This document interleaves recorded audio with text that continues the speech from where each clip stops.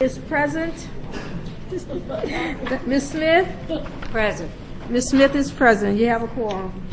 Thank you. I'm going to give Ms. Bofi a point of personal privilege to begin the meeting. Thank you. I just wanted to let everyone know that our student council member that serves on the academic goals committee was not able to make it to the meeting. However, I have to say her mother came and took notes. So I think Ms. Campbell might be on her way back home, but she came and took notes on Haley's behalf. And not only that, they requested, knew ahead of time that she couldn't make it, requested that we have the meeting later. We tried to accommodate as best we could, but I want you to know that she's very committed to her service on the board, and she was actually attending the Southern Association of Student Councils and conference, and that's why she couldn't be with us today. Okay. Thank you, Ms. Bofi. Dr. Morante? And I'd also like to recognize Marion Petita from one of our non-public school superintendents. Yeah, great. Welcome. Came for the fun. Yeah, glad you're here. Consent agenda items. Yes, the consent agenda is ready for approval, adding items 4.3, 5.1, 7.1, and 8.1, and pulling items 2.1, 2.2, 3.1, 6.3, and 4.1 due to comment. Do I have a motion? Ms. Bradford, second by Ms. Bofi. Any discussion? Any objection to the motion? Motion carries. I'm going to go ahead and take item 10.1 out of order because we have some out-of-state folks here. And so if you would turn to, what page is 10.1? 273. This is consideration of the LD centralizing the Microsoft IT Academy and the Microsoft Certification Program to include the Microsoft certifications in the Jumpstart primary state pathway, and this was added by Dr. Beebe to the agenda. Do we have a motion to receive? I move. Dr. Beebe, a second? Mr. Lee? We'll have comment in a minute. Yeah. Okay, yeah, great. Thanks for coming up and helping with that. Superintendent, would you like to comment? I didn't place the item on the agenda, so I'm certainly happy to provide whatever information has been requested. Dr. Beebe? Thank you, Mr. Giat. I put this on the agenda because I learned as superintendent of St. Martin Parish Schools that the Certiport contract the Microsoft contract had been discontinued, and as a result, it cost the St. Martin Parish School District an additional amount, and certainly I have, in my communications with other superintendents throughout the state, it certainly was cost prohibitive, or there were some concerns regarding the cost to continue with the with Certiport. And as I stated earlier, I do strongly endorse the Microsoft products. And I think these are the skills, these certifications are essential to any professional, any industry, and would like to ask this board to consider once again providing a centralized opportunity for school systems to participate in a cost savings venture with Certiport. Again, as I stated previously, it's somewhat of a financial hardship for school systems that are already financially strapped. Mm-hmm. So that's the gist of my concerns. Thank you, Dr. Beebe. I understand. Okay. I have prepared for the board a brief document, and I was hoping this would be responsive to your concern, and I believe it is, Dr. Beebe. I'm sorry for the people, but I'll be able to summarize my concern. First of all, I think it's important, and by the way, they were here for the Jumpstart stuff, but I would invite the Workforce Commission's people and the LED people to speak to this too. I think it's important to separate the value of the Microsoft and the Certiport process from how we pay for it. Those are two different things. And let me talk a little bit about both. First of all, it is valuable. It is unquestionably valuable. It is not on its own, so let's just say a credential in Microsoft Word or Microsoft Excel, we don't think as valuable as it is when stacked as part of a more rigorous credential, but it is certainly part of something that is very valuable and on its own is valuable unto itself. So it is a valuable thing, one way or the other. And I want to thank you, and Superintendent Pio, I want to thank you for promoting it around the state for what you all do. It's an important product. And Certiport is the vehicle for members by which a school system can manage it, can manage awarding the Microsoft credential. That's also an important product. So thank you, Certiport. The state was paying for this by, rather than as with every other product like this, the state was paying for it itself. This started in 2011. And the state, unlike every other product, every other industry-based certificate, every other technology-based application, the state was paying for it itself rather than the school system paying for it. Last year, the state invested $13.5 million additional dollars in career and technical education to pay for industry-based certificates. So rather than the state continuing to invest duplicative dollars in this one contract, the only one of its kind, the state said, why don't we not do that contract and give the locals $13.5 million, and they can use those dollars to pay for things like Microsoft. Now, what Superintendent Pio will say is that doesn't address the economies of scale problem that he has. And the reason that I think he will say that regarding Certiport is that the way that the state was paying for Certiport, which is a software, piece of software and a license that helps you manage these industry-based certificates, is that the state was withholding dollars from school systems and then saying, using those dollars we withhold, we're going to pay for Certiport. Now here's the problem. That presumes that one parish uses Certiport more than another does. So I want you to look at this list. Now I want you to look on the right-hand side. Now you see in the upper right-hand, you see Livingston. Livingston paid $6.38 per certificate last year. They got a pretty good deal. Now I want you to look at the bottom. Concordia in Mr. Guillot's district paid $2,715 per certificate last year. They didn't get such a good deal. See, we've got no beef with Microsoft. You don't want to have beef with Microsoft. And we've got no beef with Certiport. Those are great companies, they're great products. Our concern is with how they were being paid for, which is that the state was withholding local dollars under the presumption that locals were using them equally, when in fact some locals were taking huge advantage of it and some locals were taking no advantage of it. Our solution has been to give locals all the dollars. We just took those Carl Perkins dollars and we gave them back. Now, Mr. Pio may say, and he may be right, and Dr. Beebe, you may say, and you may be right, that in your circumstance, you may well have been benefiting from this. You may be at the upper end. And as I look at Vermillion, it looks like you were. $10.17, you guys were at the upper end of this. What I would say is, I'm happy to help you try to find a way to join with other districts to have a cooperative purchasing agreement if that's what needs to happen. But I don't think the state maintaining a cooperative license for all software is the way to do this in the long run for all pieces of software that are shared across the state. I just don't think it's the most sustainable way. I think the better way is raise more money, give it to locals to work out these arrangements on their own, such as you did with the cooperative 2 years ago, and work it out together. So in summary, members, I would say this. These products are great products. Second, we've raised $13.5 million thanks to the MFP that you passed last year. I hope we do more to fund these kinds of products. Third, we've given Carl Perkins money back to the districts so we don't have a free rider system like this, so the districts can choose the route that they take rather than us taking money from districts. And we're going to have to help them if they seek cooperative purchasing agreements. And I'm the first to understand that some districts, when you release a cooperative purchasing agreement, they might have a concern, but at the end you just can't have unevenness like we have on this Certiport system.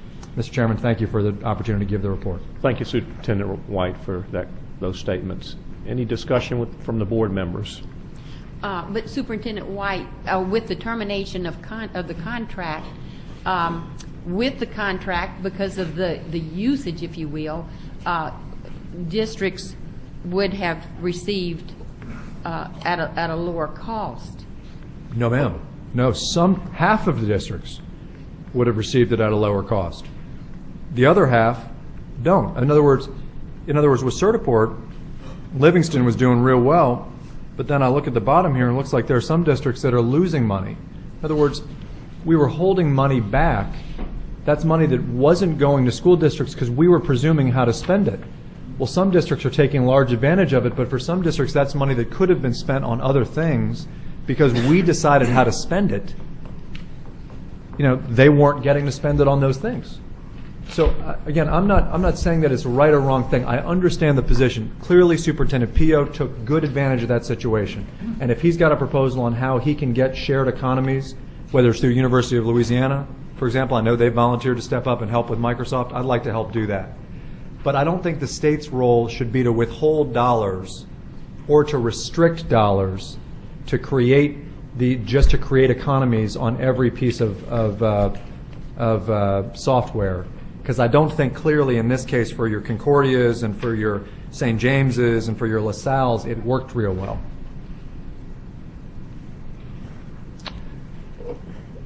Ms. Smith? And Superintendent, I'm just trying to look at this, and so explain to me, so why did Concordia, since we're talking about Concordia, why is Concordia so drastically different than the other parishes that were selected to discuss?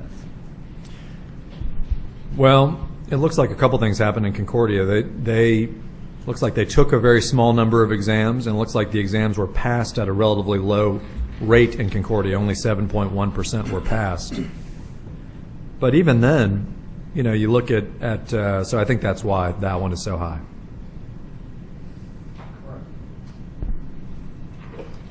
So because they took There were low participants, they and had even low then, participation, Yeah. and low.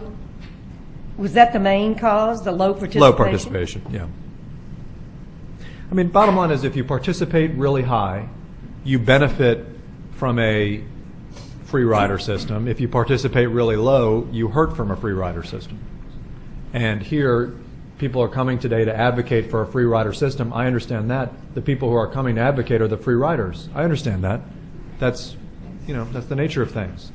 What we're saying is, let's give the money back to people, and what their concern is that they're losing economies of scale. And I totally understand that. I would do the same thing if I were Superintendent Pio. Yes, you heard me say that. I would do the same thing if I were Superintendent Pio.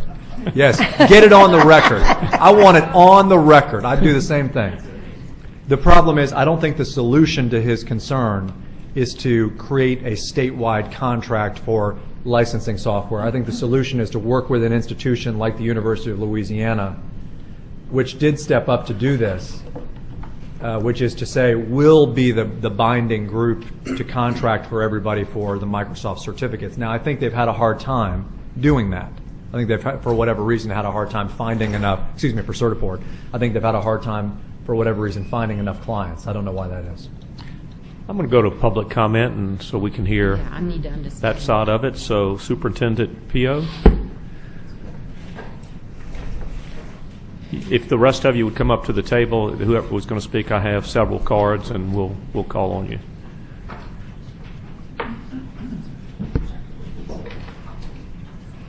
Thank you. It's on here. What is your name, sir? My name is Aaron Osmond.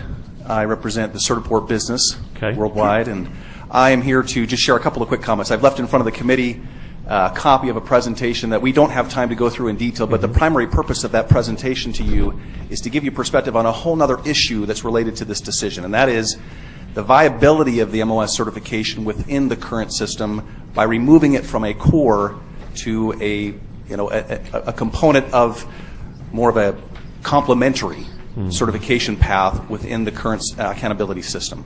We're very concerned about that. This issue of the purchase decision, the centralized contract, is one important issue, and there are impacts to that that are clear from a financial perspective to aggregate demand on behalf of all the districts and bring the price down for everyone.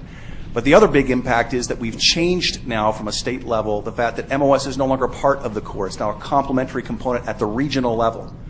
That impact, plus the decentralization, from our perspective, will eliminate these programs within the next year to year and a half from the state.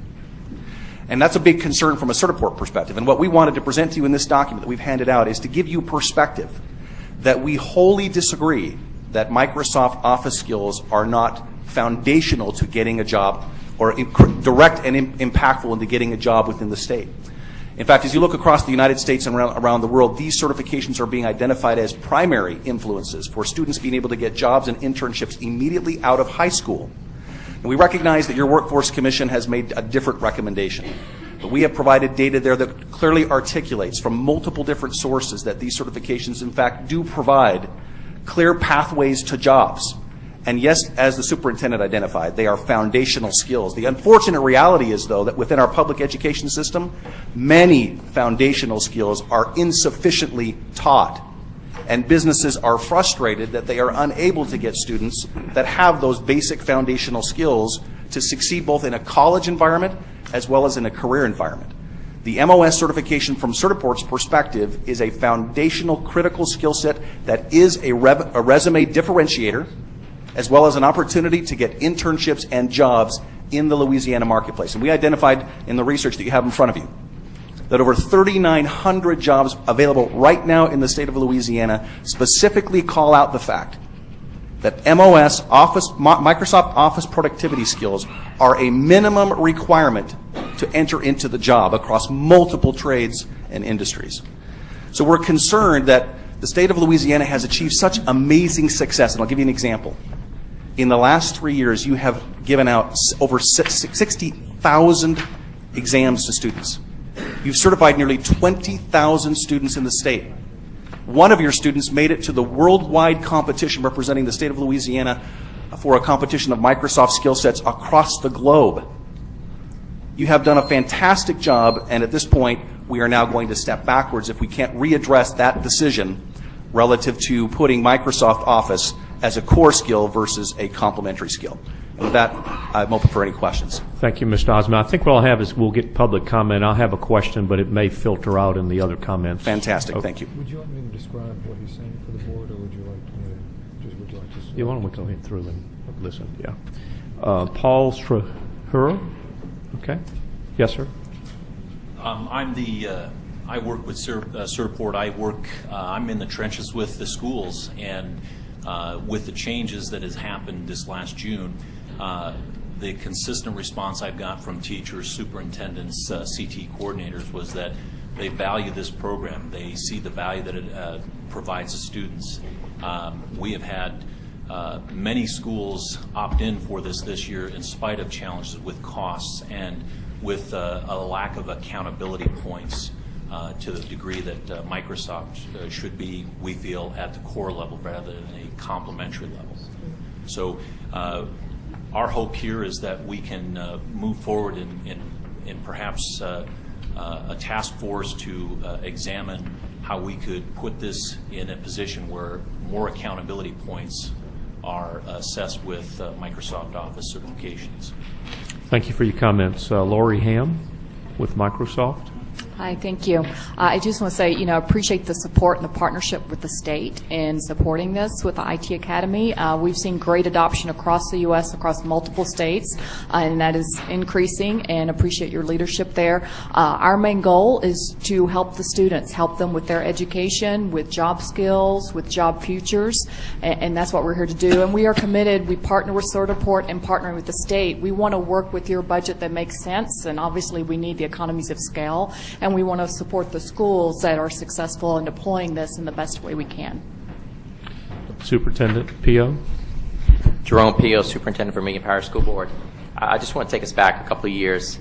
BESE approved this Louisiana College and Career Readiness Policy, and in that it identified that CTE and industry-based certifications are important. This is actually embedded in the ESA waiver. If you want to read through it, the ESA waiver I have.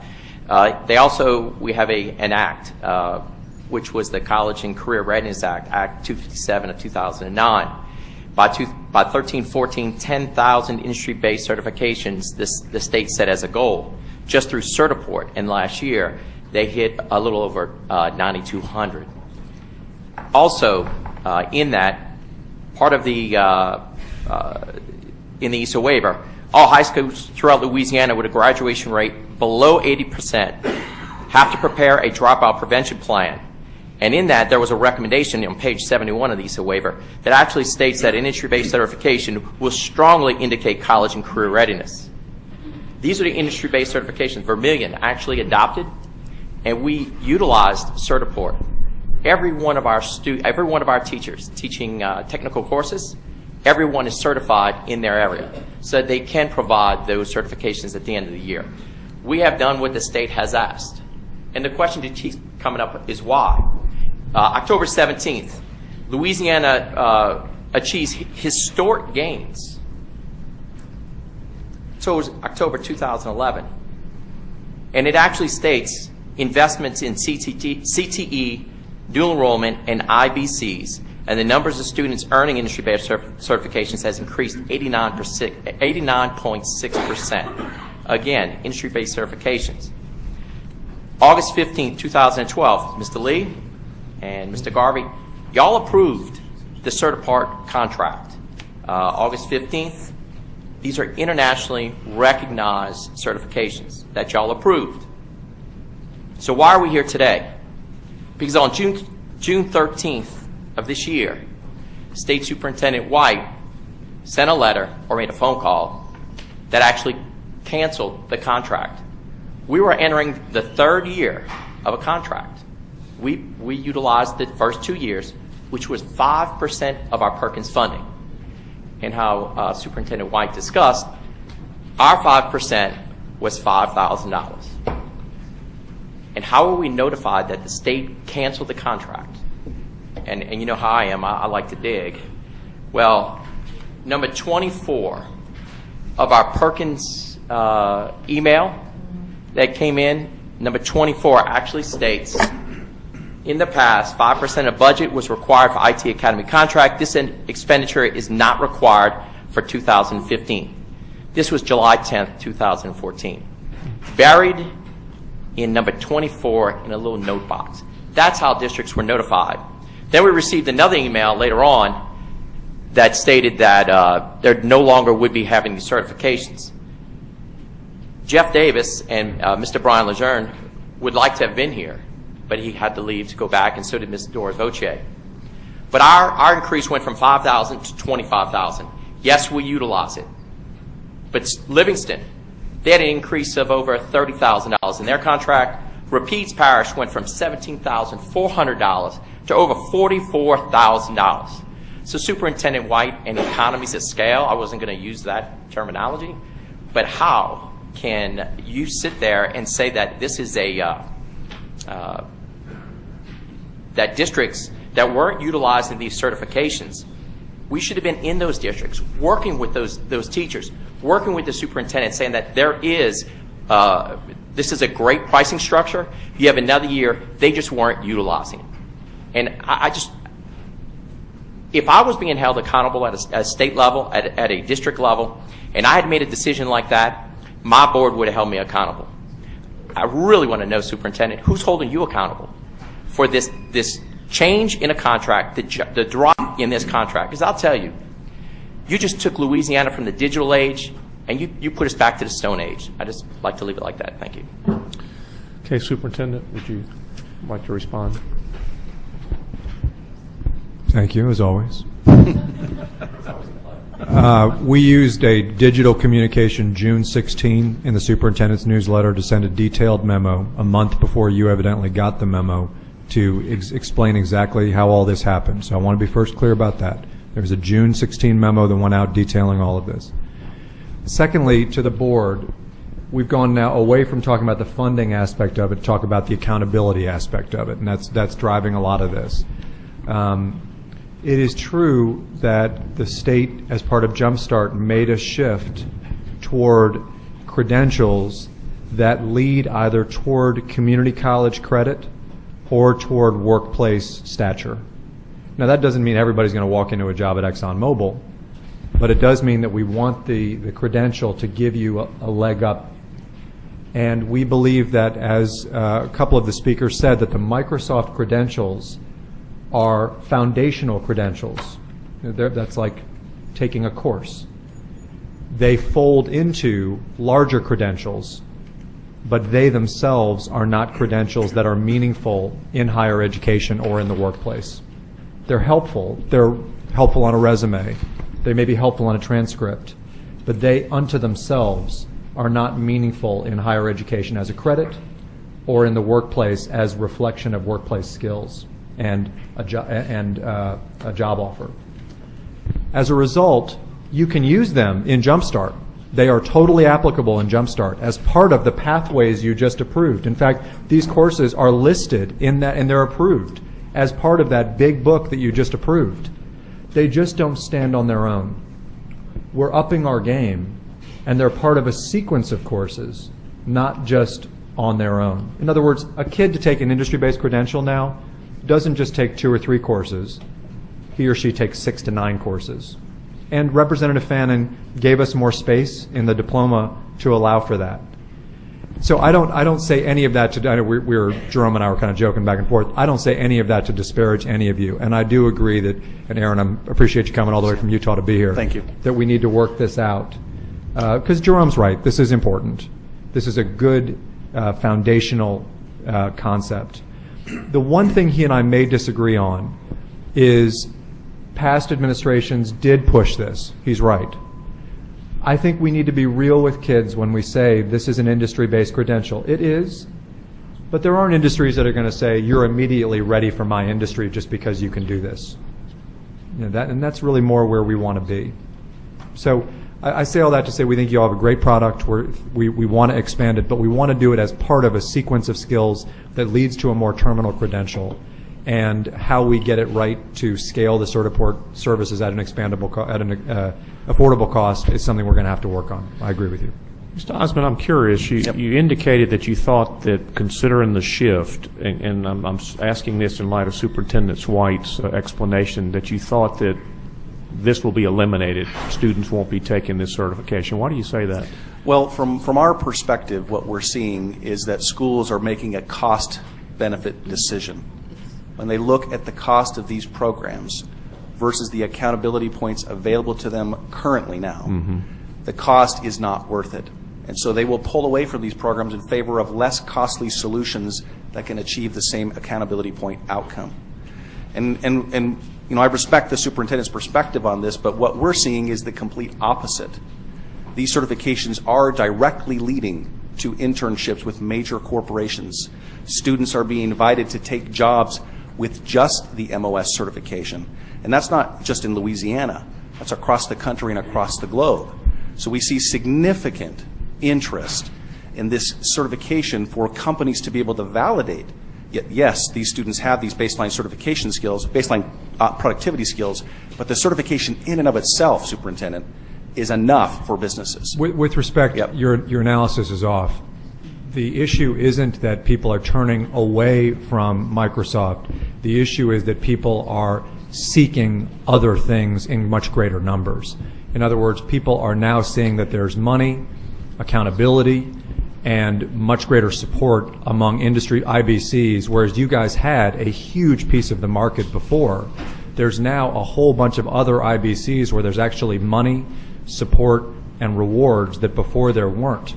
So in a way, you now have to justify, whereas before you guys were a fast, I would say relatively cost efficient, and frankly very well funded, somewhat free rider funded system. You had a leg up because you were subsidized, you were relatively low cost because schools already have computers, you had relatively low course investment, and you were high accountability reward.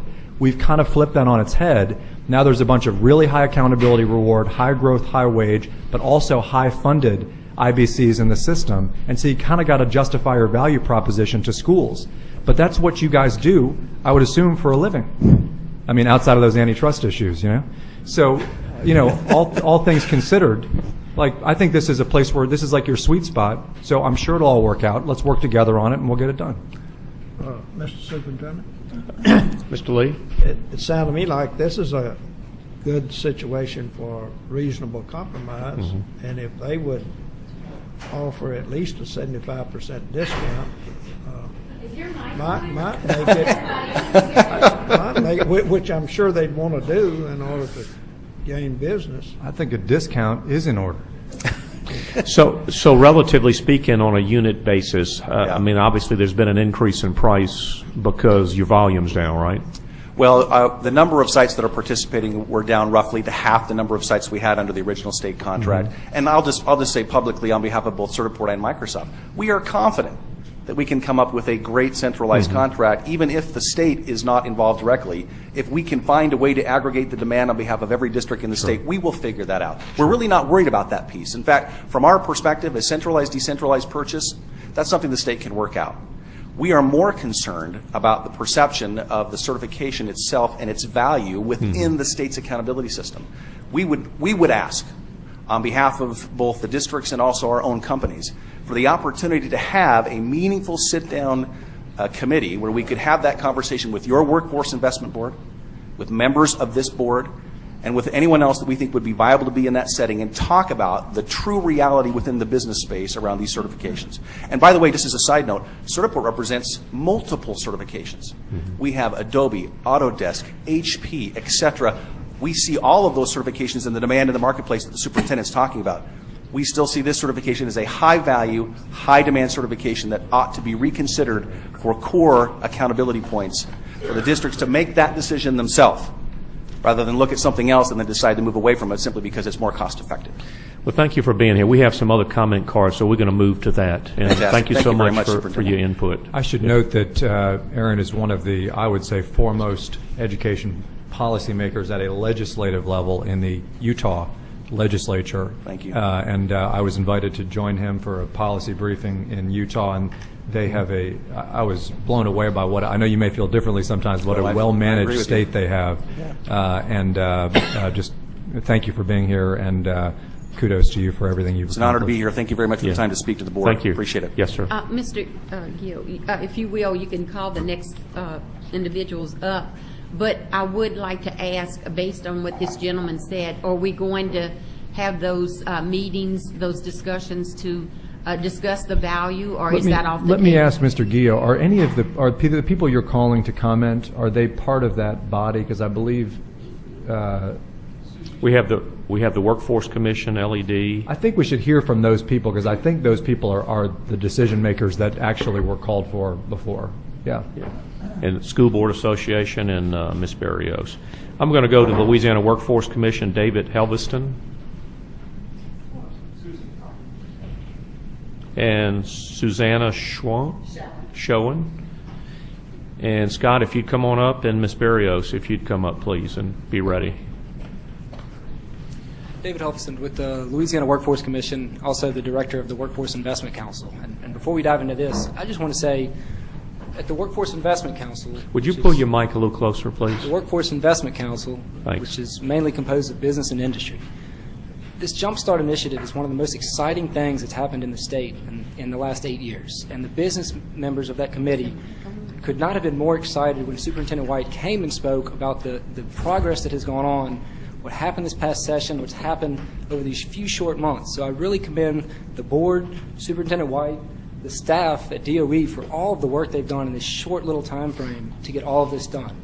And as you can tell, we still have some stuff to work through. And I think this Microsoft Office discussion is one of those issues that we have to work through. Certiport offers a number of different certifications that aren't on the state's IBC list. Adobe, the Microsoft Technology Associate. We realize that there are a number of certifications out there that industry's calling for that aren't yet recognized. So we know there are gaps that we have to fill, and we are prepared to add those regional pathways, the state pathways, on a regular basis and to present them to you. So we are ready to update the list regularly. As for Microsoft Office, I know that when Jumpstart passed, industry said this is going to close the gap. This was the long-term solution that we have all been looking for. This truly aligns the whole spectrum of our educational pipeline to meet industry demand. But industry is demanding more welders, more high-level IT certifications, more electricians, more nurses. They are not demanding, at least at our level, a basic certification in Microsoft Word as a standalone culminating credential. And so that's what we are hearing, and we are committed to working on with Certiport, with the districts, what we have heard is they need more than a basic Microsoft certification in Word. And so we are committed to working, but we're also committed that when these students come out of high school with that Jumpstart diploma and that industry-based certification, it truly is an industry-based certification that employers in their area are calling for. And it's a disservice to provide them anything less than that. So I know Susie can speak very highly of all the IT stuff, so please have at it. Oh, very good. Thank you all. I'm Susie Showen with LED Fast Start. And first of all, I want to echo what David just said about just how excited we all are on our side of the table about Jumpstart and its opportunity to help really make things happen on the workforce side for our businesses here in Louisiana. It's a tremendous opportunity. And adjacent to that, of course, is the opportunity to make a tremendous difference to our young people here. And as we look at the philosophy behind Jumpstart of aligning these programs to high-wage, high-demand jobs, to me that's exactly what that's all about. It's making sure that our young people have the opportunity to take good jobs which allow them to stay in Louisiana if that's what they want to do, to raise their families here, and to enjoy a good quality of life. That's critically important. And as David said, anything less than that is a disservice. I spend a great deal of my time at LED Fast Start talking to companies, talking to employers, both those employers that are thinking of coming to Louisiana and those employers that are already here. And a lot of those employers, of course, are high-tech employers. We've seen some enormous traction, some real transformation in that sector in our state over the last few years. And that, again, provides us with a huge opportunity. But as I'm sure you all understand, these are very rapidly changing industries, and all of our industries are rapidly changing as it comes to technology. And what we're seeing from an ongoing standpoint is that these skills that may have been regarded as highly employable a few years ago are transforming into something more in the realm of literacy, where they're expected absolutely as foundational skills, as minimum requirements by employers, but they're not enough to produce a truly employable credential that makes a difference in the type of opportunity or the type of wage available to a student. And those are the sorts of criteria that we're really looking for from our core credentials. But as we have been stating, and I want to assure everybody we mean this absolutely, completely, these are excellent credentials, and they are part of being technologically literate. We strongly endorse their inclusion in pathways as complementary credentials because that is how important they are.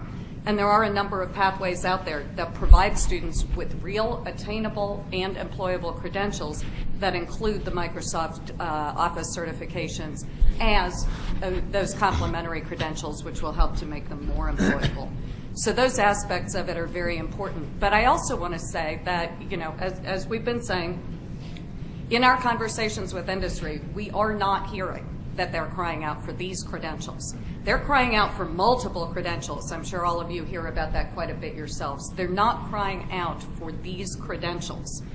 And we, as the group that's been working with the Department of Ed to try to provide some clarity to vet the high-wage, high-demand status of these jobs that we're preparing students for, we'll be the first to admit that we are not experts on everything.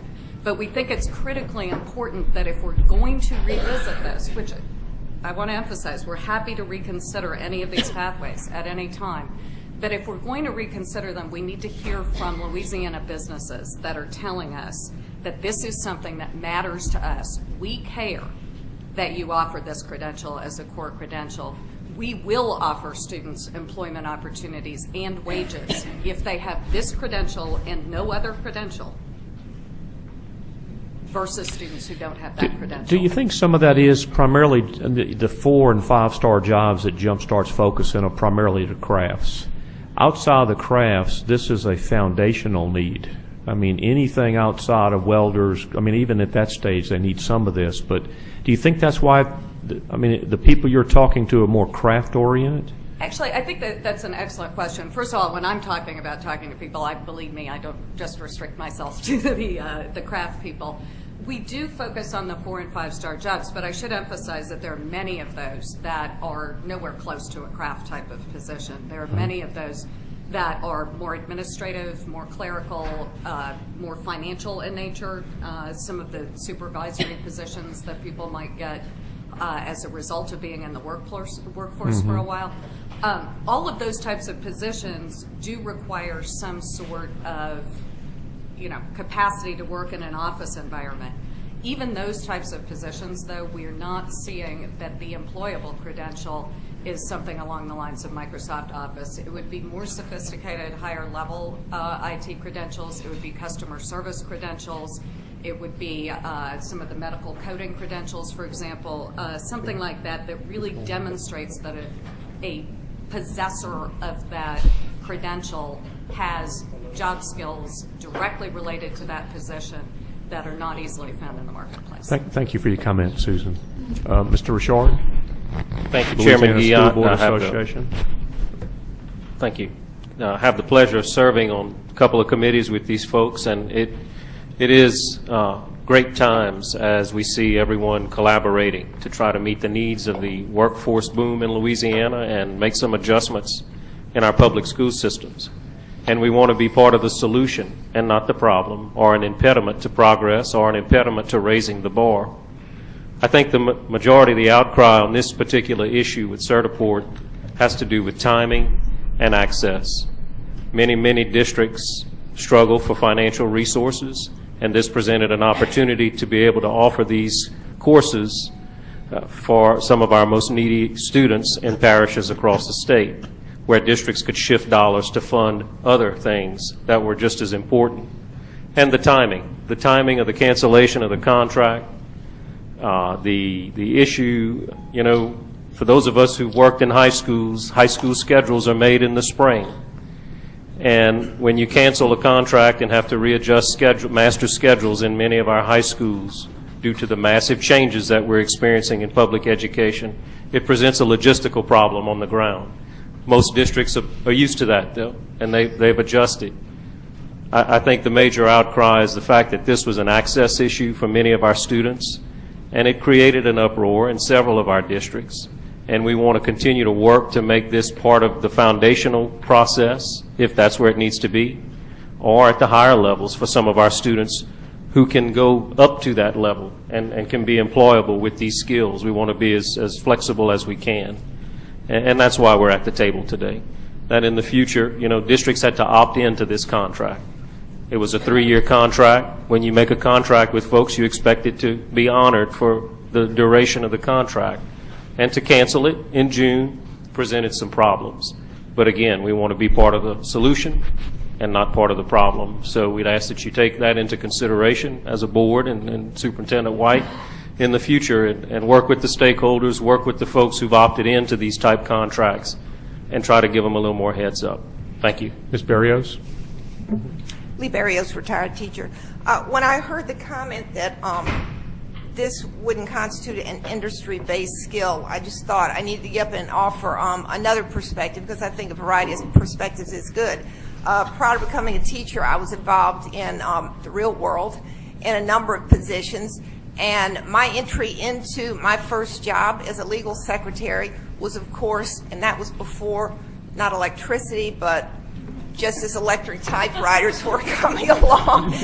And without these basic skills, which wasn't Microsoft Office at the time, but and now that I'm retired, I work for an internationally known fitness marketing expert. And other than the creativity and the brain power that he has, that's what that industry is, the marketing industry is all about. I'm also a journalist, a newspaper reporter, and these types of skills are absolutely foundational. And it made me feel like with the Jump Start program, which is a good concept, that from the very beginning I felt like you were sort of narrowing the field for students. And we're only talking about K through 12 here. So while this Microsoft is a basic, it's also an essential. And I think it's very important that the more we offer this to our students as a basic, we will open up just them and their Microsoft skills, social media, those sorts of things will open up a world to them that are not interested in these, the physical labor type thing. But so I just wanted to offer that. Thank you. Thank you, Ms. Barrios. Representative Smith, I know you've been very active in this process. Would you care to comment? I have a question, Mr. Giat, to the young lady. Is it Susan? Yes. Okay.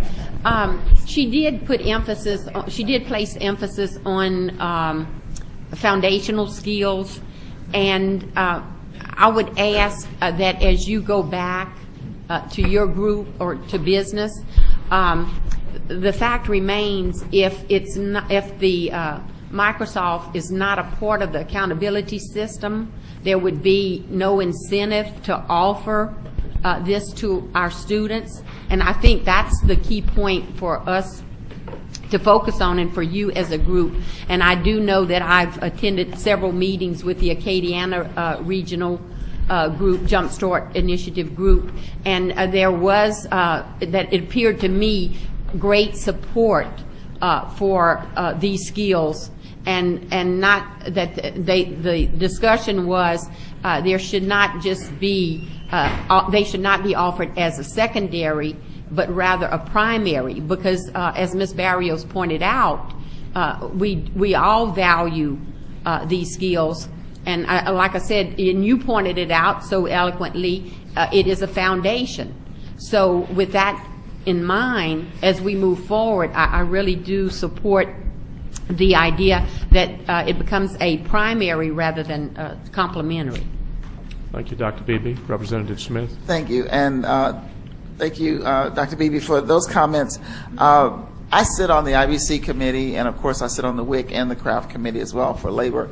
And our IBC meetings, if you ever want to get into dealing with how you come to be certified as an IBC, you need to attend one of those meetings.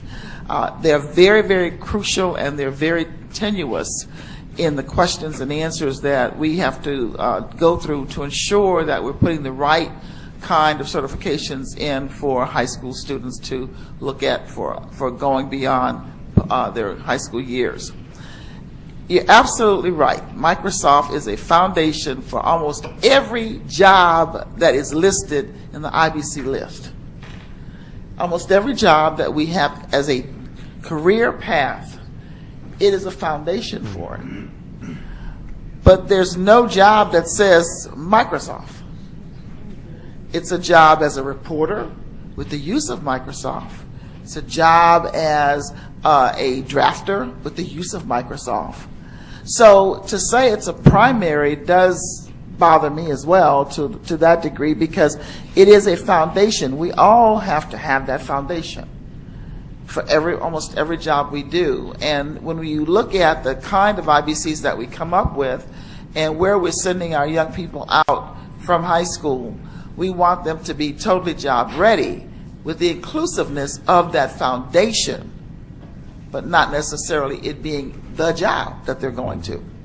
So that's how we're looking at, I believe, the IBCs, and they're core courses that almost everyone has to take. And I would say that Microsoft is something that enhances a young person's ability to get a job, but it's not the job that they're going to have. Mm-hmm. They're getting to into the crux of a particular job, with that being a prerequisite maybe for a job. So, thank you for your insight and comments. Yeah. Well, we have a motion to receive. Superintendent, as far as referring this to the Workforce Investment Council. I think that's the right place. Yeah. Is that what you'd recommend? I mean, for further dialogue and consideration? I think so, and to the Workforce Investment Council's IBC committee. Okay. And so we've actually been in contact with Certiport, and I think that Adobe and another Microsoft certification will be submitted to the IBC committee for review. Well, in the future, we look forward to hear how that's Sir. progressing. Yes, sir. Thank you. So we have a motion and a second on the floor. Any objection to the motion to receive? Motion carries. Next item. On page 1, item 2.1, consideration of a report from the LDE Director of Internal Audit. The recommendation is to receive. Do we have a motion to receive? I move. Dr. Beebe, a second. Second. Ms. Bophy. Looks like you're ready to go, Dudley. If you just want to hear for comments, if there are questions. Yes. Okay. If I'd be happy answered. This summary is basically the same thing I give to you every quarter. I guess the only thing different this time is we actually have issued 2 reports this month that have come to you, the annual audit plan and the risk assessment for the programs that we will be auditing over the next 5 years. If you have any questions about any of that, I'll be happy to answer them. Okay, so what I'm going to do is, I don't think it was a board member that pulled it. Mr. Richard, the School Board Association. So this is at your pleasure.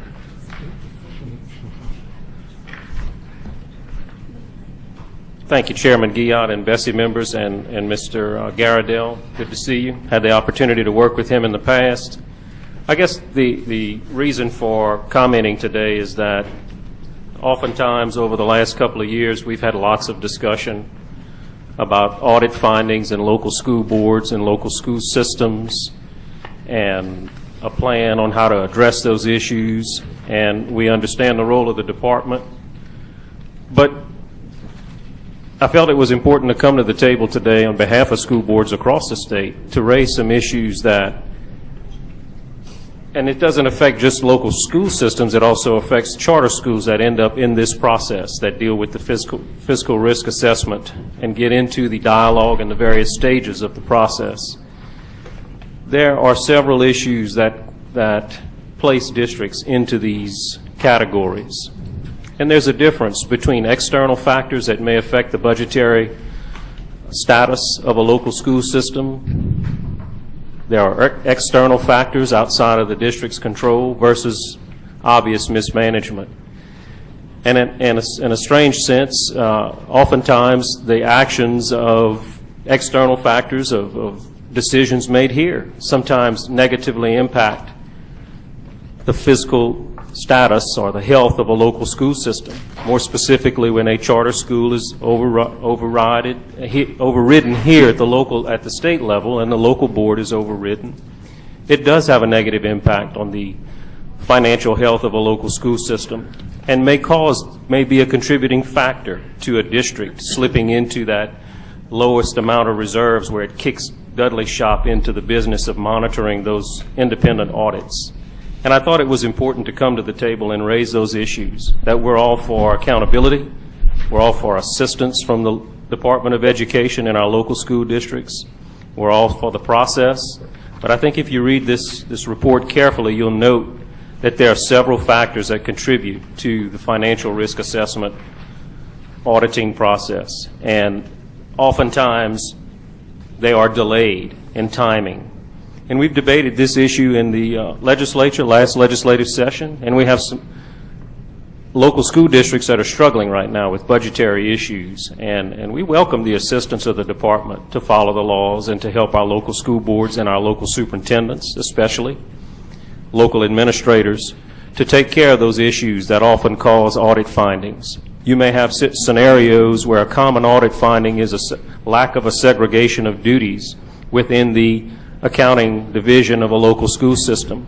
Well, when all you have is one business manager and a few support clerical staff, it's very difficult to get into a school district and audit each individual school's books. And that is often a repeated audit finding, and I think Dudley would attest to that. But I'm not here to point fingers or raise any issues, just to highlight this item. It's a routine item on the BESE agenda year after year after year, and it serves a very important purpose. And as local school boards, we welcome the assistance from the State Department to help not only our local school boards, but our local superintendents and their staff to make sure finances are managed with best practices. Thank you. Thank you, Mr. Richard. Any other comments or questions from the board?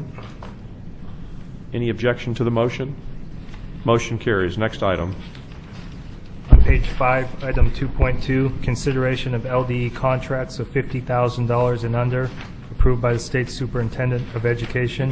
The recommendation is to receive. Do we have a motion to receive? Ms. Bofi, a second? Second. Ms. Bradford, any discussion on this item? Yes, sir, Mr. Dr. Beebe? I'm sorry. Superintendent White, I noticed that there are multiple items that address an approximate $50,000 expenditure, and it deals with the course choice. Is that because they are in, or webinars, et cetera, is that because they are in different regions? For example, I'll just say the contractor will staff the course choice. It's found on page 4 of 8. The contractor will staff the Course Choice Assistance Center to help districts with Supplemental Course Choice Academy and the Jump Start Program guidelines, explain course offerings, etc. But there are multiple sources, if you will, or multiple individuals. What's that mean? Individual contracts. Yes, ma'am. Those are just different individuals because they are, I believe it is six or seven, I believe, 7 counselors. They're retirees. They're former counselors who are providing supports to counselors statewide. They're essentially a call center, and they're on the phone pretty much all day with parents and counselors across the state doing what college and career counselors do, but they're just doing it remotely. Okay, so I mean, they could be in a central location, but they're just providing the service. Counseling statewide. services, yes, ma'am. Any other comments from the board?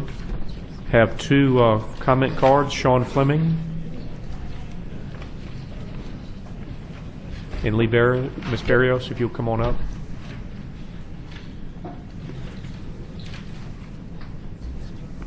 Thank you, Mr. Chair and members of the board. I'm Sean Fleming with the Louisiana Developmental Disabilities Council. One of the contracts is for $49,000. And on one side, it's sort of refreshing that it is to support schools in complying with special education requirements, which tend to be fairly complex, et cetera.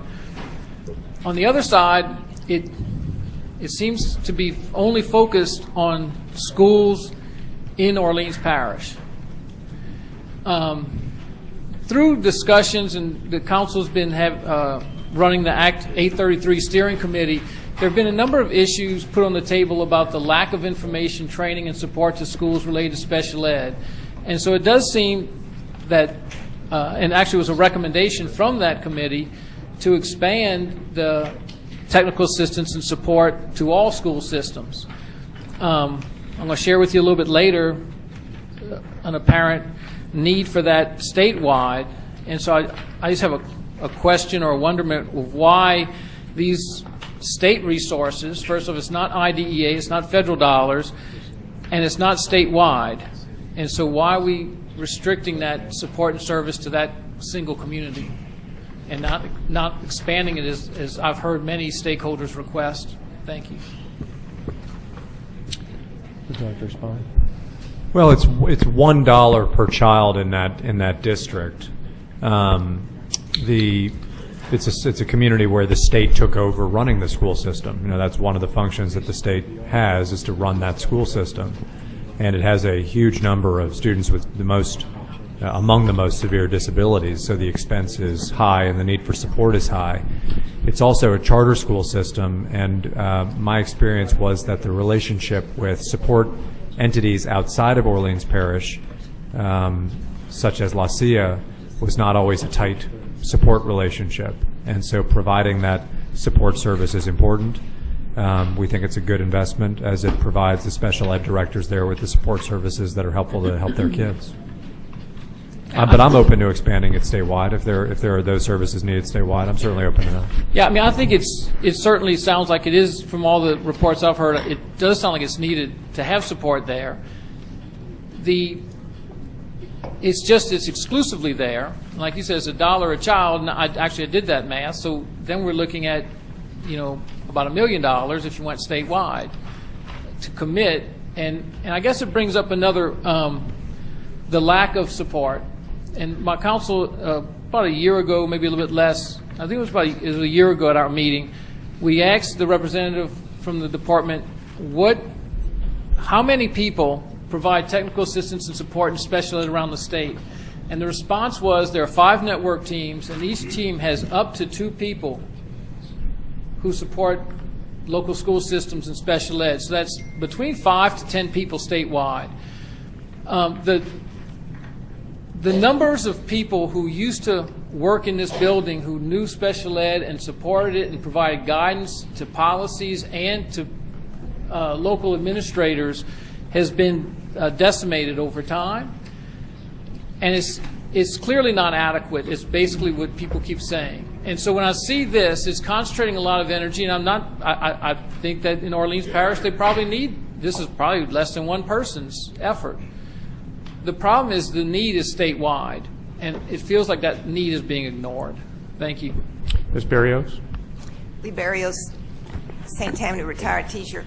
I'm going to focus on just one of the types of contracts that you have listed in here, and that is the contractors to develop and deliver webinars for teachers, focusing on supporting teachers in implementing the English language arts guidebooks. And the reason I particularly looked at this is because I have the same concern that I had when I found out about who was the teacher leaders who were chosen or assigned and paid to do the Tier 1, Tier 2, and 3 instructional materials reviews. That consisted of about 22 teacher leaders. And the reason I got interested was because I met a curriculum director from another parish, not St. Tammany, who was explaining to me how it worked, and that it boiled down to 2 teachers per publisher or per textbook or curriculum to do those reviews. They had a rubric, which I saw online and studied, but the fact that they weren't required to be credentialed in the grade level or even the subject for the materials that they reviewed. And so I looked up those teachers online for teacher certification and found that that was quite true.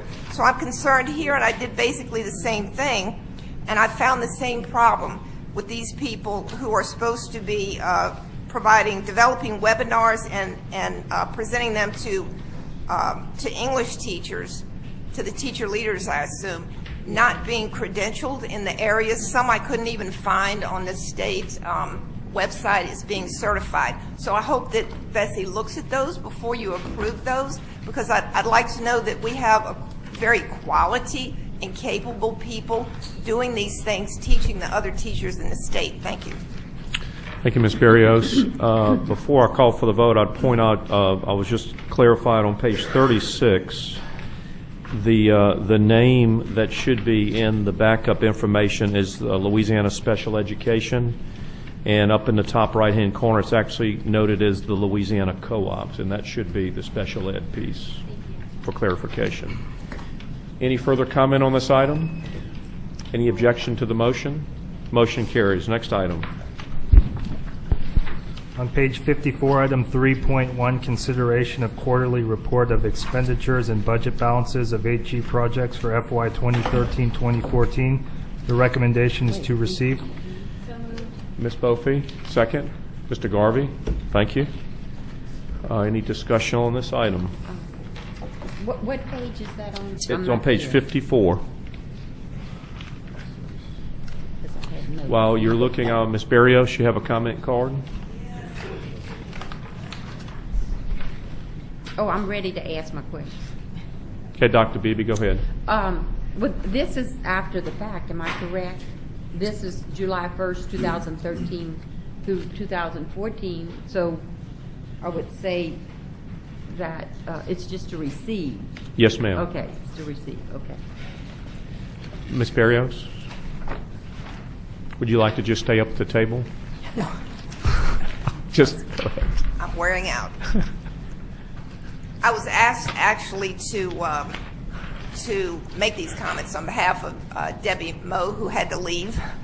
So she had to explain it to me, and I'm sure if I make a mistake, maybe Ms. Beebe will correct me. But she was at the HE committee meeting, and she wanted me to make sure that you were aware that, and the minutes were not provided in today's agenda, but they are. You can find them on tomorrow's agenda for that meeting. There was not a quorum. There were 7 out of 14 present, but they did make some recommendations. And so she wanted me to make sure and bring those out. Of the 4 types of 8G funding, I don't think that's the right one. This is 3.1. Yeah. Oh, that's 4.2. I'm sorry. It's 4.2, Ms. You want me to go ahead and do it or wait? No. I do have another question. Yes, ma'am. There's an audit ranking. Well, let's see. I may be on the wrong one as well. No, okay. I guess I am. I'm on 3.2. I'm ahead of the game. You okay? Any further discussion on this item to receive this report? Any objection? Motion carries. Next item.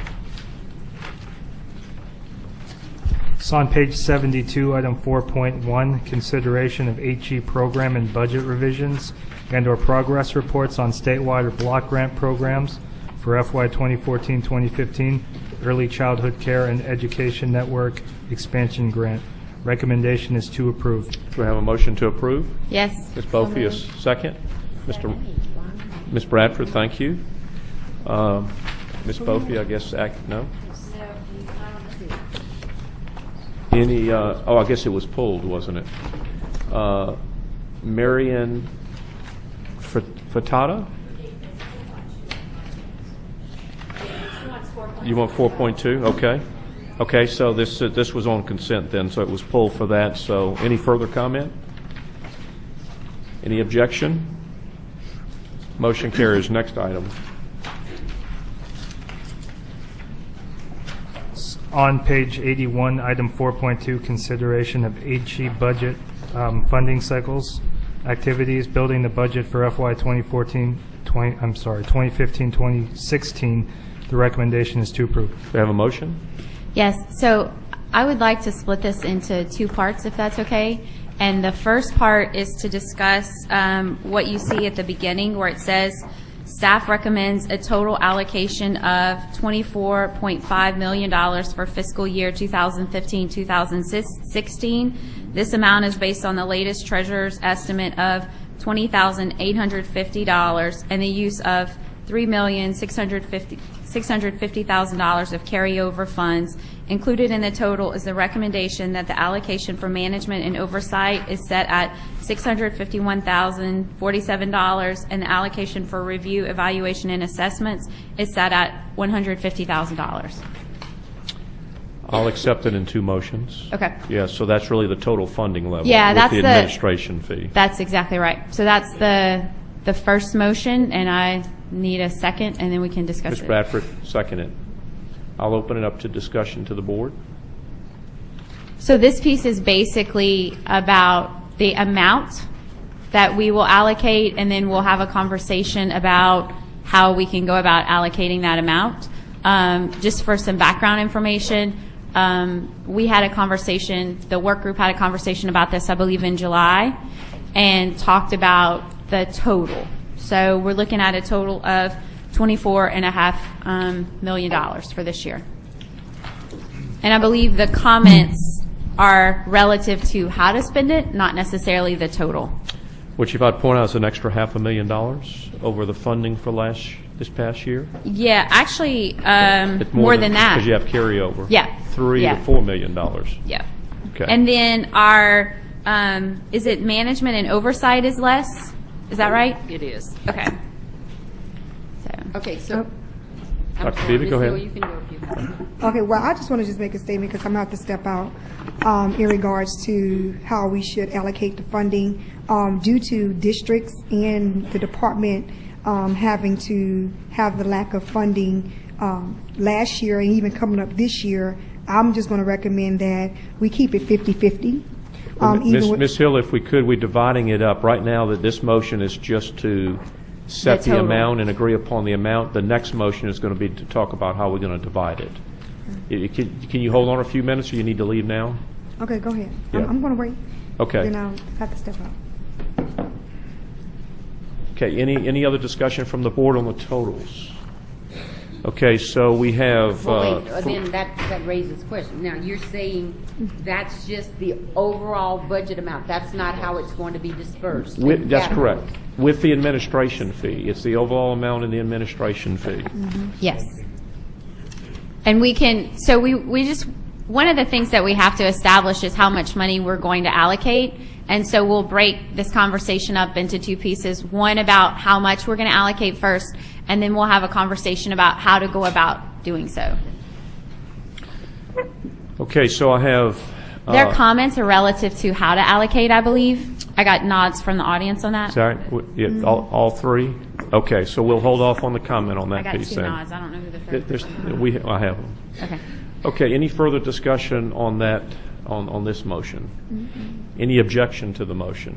Okay, motion carries. A second motion. Well, the second motion is about how to allocate the funds, and I think it's probably good for us to hear from the audience on this one and talk to the board about it. But I do have a motion that I want to propose. I just want to hear what people have to say. Ms. Hill? Well, I just wanted to say that I am going to be in support of to the original allocation prior to us changing it last year to keep it as 50-50. I believe just because of districts having the limited of funding to move forward, and especially for the early childhood education component of it, which I'm a very strong advocate for. So I think that the competitive grant process was very controversial. I believe that some felt that it was not a transparent process, and I think that the $1.7 million that we have allocated for the competitive process should go back into the block and the statewide portion of it, making it 50-50, and that's where I'm going to stand with that perspective. Thank you. Other board members? Did you want to wait? Chairman. Did you want to wait for comments, or Well, we'll go ahead and... you want to take me now? Yes, Or you ma'am. wanna- Go ahead, and we'll get Mr. Lee Well, next. I concur with Ms. Hill's comments, and I was one of those individuals who chastised the process as it related to the competitive process, the competitive allocation. So, with that said, I also support the 50-50 allocation, and our districts, we need to consider their needs certainly for the pre-K programs, et cetera. Okay, thank you. Dr. Beebe. Textbooks, Mr. Lee? et cetera. Do we have a report from the 8G Advisory Council?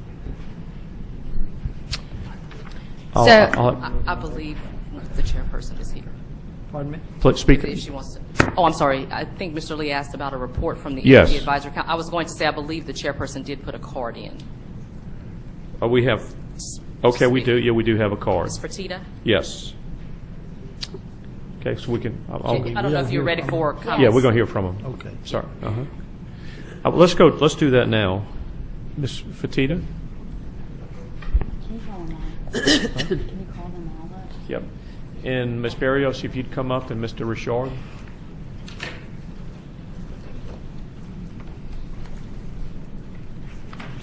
Yes, ma'am. Go Good ahead. afternoon, Marion Fertitta. I'm the chairman of the AG Advisory Committee Council.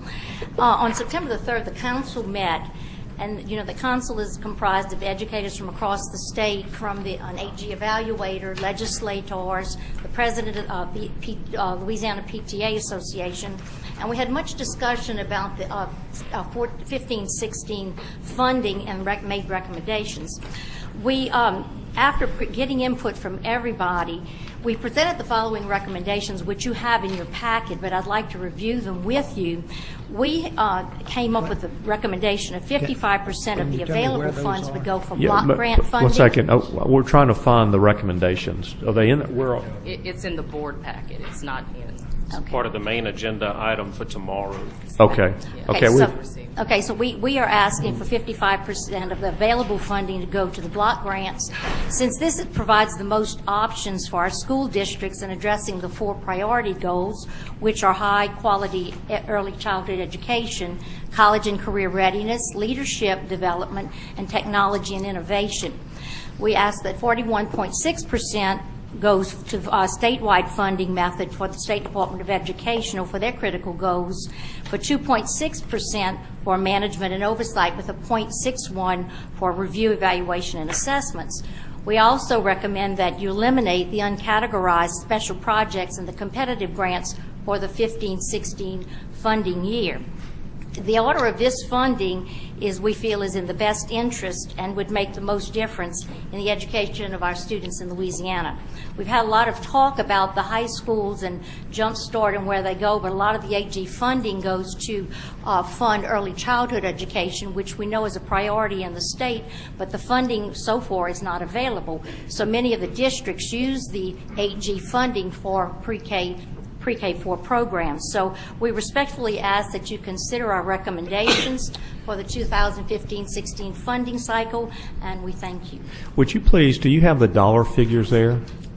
If you would list the dollars by category more than the percentages. We're asking for $13,498.95, which is 55.10% in block funding. So 13.5. Correct. $10,200,000 for statewide, which is 41.63%. $150,000 for review, evaluation, and assessment proposals, and $651,000 for management and oversight. So there's no recommendation for the competitive piece? No, that at this time the council did not feel that it was in the best interest of the parishes to do that, and also the special projects that was put into the funding last year. We asked that that be removed also. And so what you effectively did is take the competitive and shift it out of the state and to the local. Well, actually, we were looking at taking the competitive, yes, that's not putting it into the block grant, yes. The competitive and the additional funding. And the competitive and the special projects went to the local, and you kept the state at what it would be without being awarded any competitive. Correct. Got it. So that is, and I'm not taking issue with it. I'm a grantee, so I don't have any position in this, but it is effectively a cut to the state. Well, actually, you're at the same because you had the last year. Well, we were awarded competitive. So if you take that out, that would be a cut. And it's an extra $3.3 million to the locals. Correct. But also we know that the competitive grants were also offered to the districts, but they didn't, some applied, but some did not. And some were at a disadvantage for the competitive grants. Yeah. Thank you. Okay. I think that the consideration, I know we go through this last year too, but the challenge, of course, is, and I know Mr. Richard has he's right too. Everybody's right in this. The state piece of the 8G. Everybody heard that, huh? Everybody heard that. Everybody's right. That's a tough position to take, by the way, that everybody's right. That's a bold position. The state piece of this funds core services like the LEAP test and the ACT test and things like that too. So there are trade-offs to make. I understand that. Mr. Richard? Thank you, Chairman Guillotte and BESE members. To reiterate the discussion at the AG Advisory Council, which it is part of the minutes of tomorrow's full board agenda.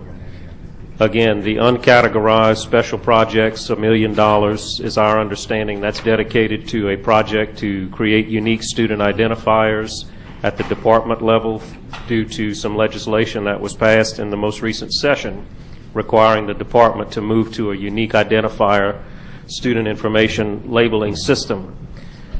We don't think that, we have a hard time understanding how that fits into the constitutional categories for 8G constitutional requirements. The other piece is the competitive grants. We're not going to reiterate what Ms. Fertitta said, but we know that there's some issues with competitive grants. And at a time when we're struggling to find money for pre-K and Jump Start, the two biggest initiatives in our state that can help our state move forward, we would ask that this small pot of money be recommitted back to the block grant funding status so local districts can experience those dollars to help move forward with initiatives such as pre-K and other high priority initiatives. Thanks. Ms. Berrios? So again, because I'm speaking on behalf of Deborah Moe, and don't hold that against her, because she asked me to do this, I'm going to go ahead and repeat so it's in the records. She was at the meeting, and she does support voting to eliminate the special projects money to be used as a unique student identifier because it doesn't fit the guidelines, and also the competitive grants to move those into the block grants because they would provide provide statewide funding in a time when the locals need to be able to share those funds, and particularly for pre-K. So thank you. Mr. Chairman. Mr. Lee? Is it appropriate to make a motion? It certainly is. I would move that we allocate the 8G grant funds for the year 2015-16 based on the recommendation from the 8G Advisory Council. I second. Okay, Dr. Beebe is seconded. I'd like to make a substitute motion. Ms. Bophy? So I think this would be easier if people turn to page 82. And 82 in your packet has a breakdown of funds. And so I'd like to make a motion that our proposed priority areas for fiscal year 2015-2016 be high-quality early childhood education, college and career readiness, teacher and leadership development, so you'll need to add in the word teacher there, and then technology and innovation. And I propose that for block for fiscal year 2015-2016, the amount be $10,497,977. That same amount go to statewide, which is $10,497,977. That we keep competitive funded at the level that it was funded last year, and that we also keep the special projects funded at the level it was funded last year. And I would say that while I hear the concerns of the districts relative to funding, I think there's a couple of things going on. One is that the recommendation from the 8G takes away from the statewide, which is a concern that we heard from Superintendent White. The second is that as an elected member of this board, when I think about these funds, I believe that we have a duty to make sure that we provide opportunities for innovation. And if you do the math, you'll see that having $1.7 million allocated to this competitive funding is only about 7% of that money. And with this funding that we had this previous year, we had districts apply for over $30 million in funding, lots and lots of applications. We were able to fund 6 of them to districts across the state for various projects that they wanted to focus on. And so while I understand that there were some people who didn't appreciate the process, there were others who believed that the process was right on point.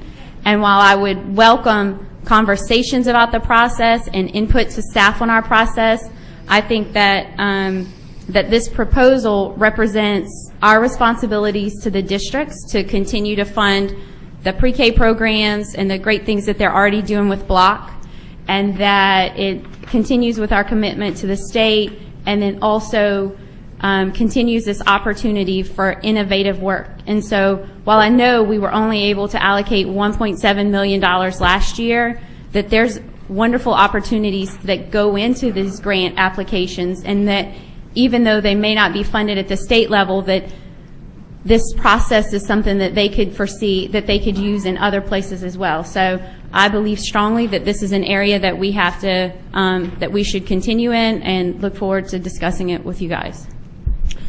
Okay, so that was a substitute motion of 10-5, 10-5, 1.7 million competitive, and 1 million under the special projects. Is there a second to that motion? No, but I have a question at some point.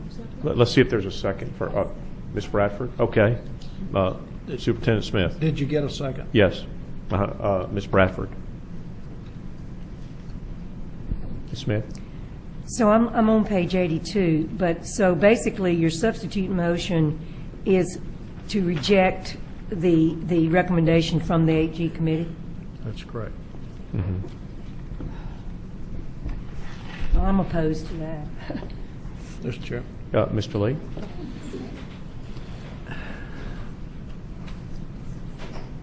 I know she said that there was a lot of support for the competitive, but I never heard any. We certainly didn't hear it when it came before the board before trying to make the allocations. and we all know that it was pretty chaotic. It just seems to me like the 8G Advisory Council, I don't know if they were unanimous or not, but they were unanimous. Yes, sir. So if they considered it and were unanimous, looks to me like it's very difficult to go against that. Mr. Lee, particularly for a process that did not work well this last year. So I guess I don't understand the substitute motion. Well, maybe I could ask just a question. You have always advocated a 50-50 solution. There is no one on one side of that 50-50 represented on that task force, which I don't say in any disrespect. Wait, I didn't understand that. There's you have always advocated a 50-50 solution. Right. Whether I agree with that or not, that's what you've advocated. And I've agreed with that. 50 to the statewide, 50 to the local. Right. There's not a State Department. In other words, the State Department is the manager of those programs. I mean, there's not a State Department representative, I don't believe, on that advisory committee. Is that right? Okay. So what has come out of that group is a 60-40 solution. But I assume anybody from the State Department that wanted to be there and wanted to make comments could have done something. But there's no one voting from one side of that 50-50. And that's not an accusatory thing. I think it was a responsibly developed proposal. I'm not saying it wasn't. But I guess my question to you would be, why is 50-50 not the answer now, but 60-40 is the answer now?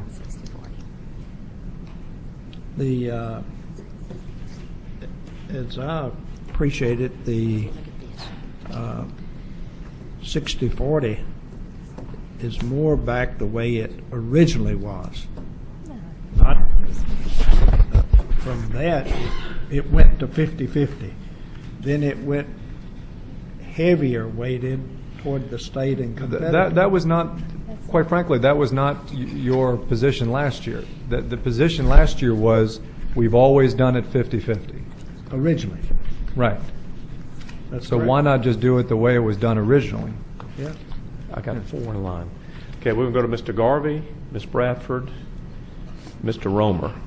Dr. Beebe, okay. Mr. Garvey, Dr. Beebe, Ms. Bradford, and then Mr. Romer. If I may conclude. Yeah. Competitive sounds good. That's the American way. Business, competition, survival of the fittest. But it just doesn't work that way with public school systems. And the competitive grants are awarded without it being totally objective. It's just not, because local school systems have different needs, and very frankly, the State Department of Education, I think, based on your priorities at the time, kind of favor some programs, some grant proposals over others. And some local school systems are much better at writing grant proposals than are others. It doesn't mean the children in those systems don't have just as great a needs, but it's not what I would call a totally objective distribution. That's my response to your...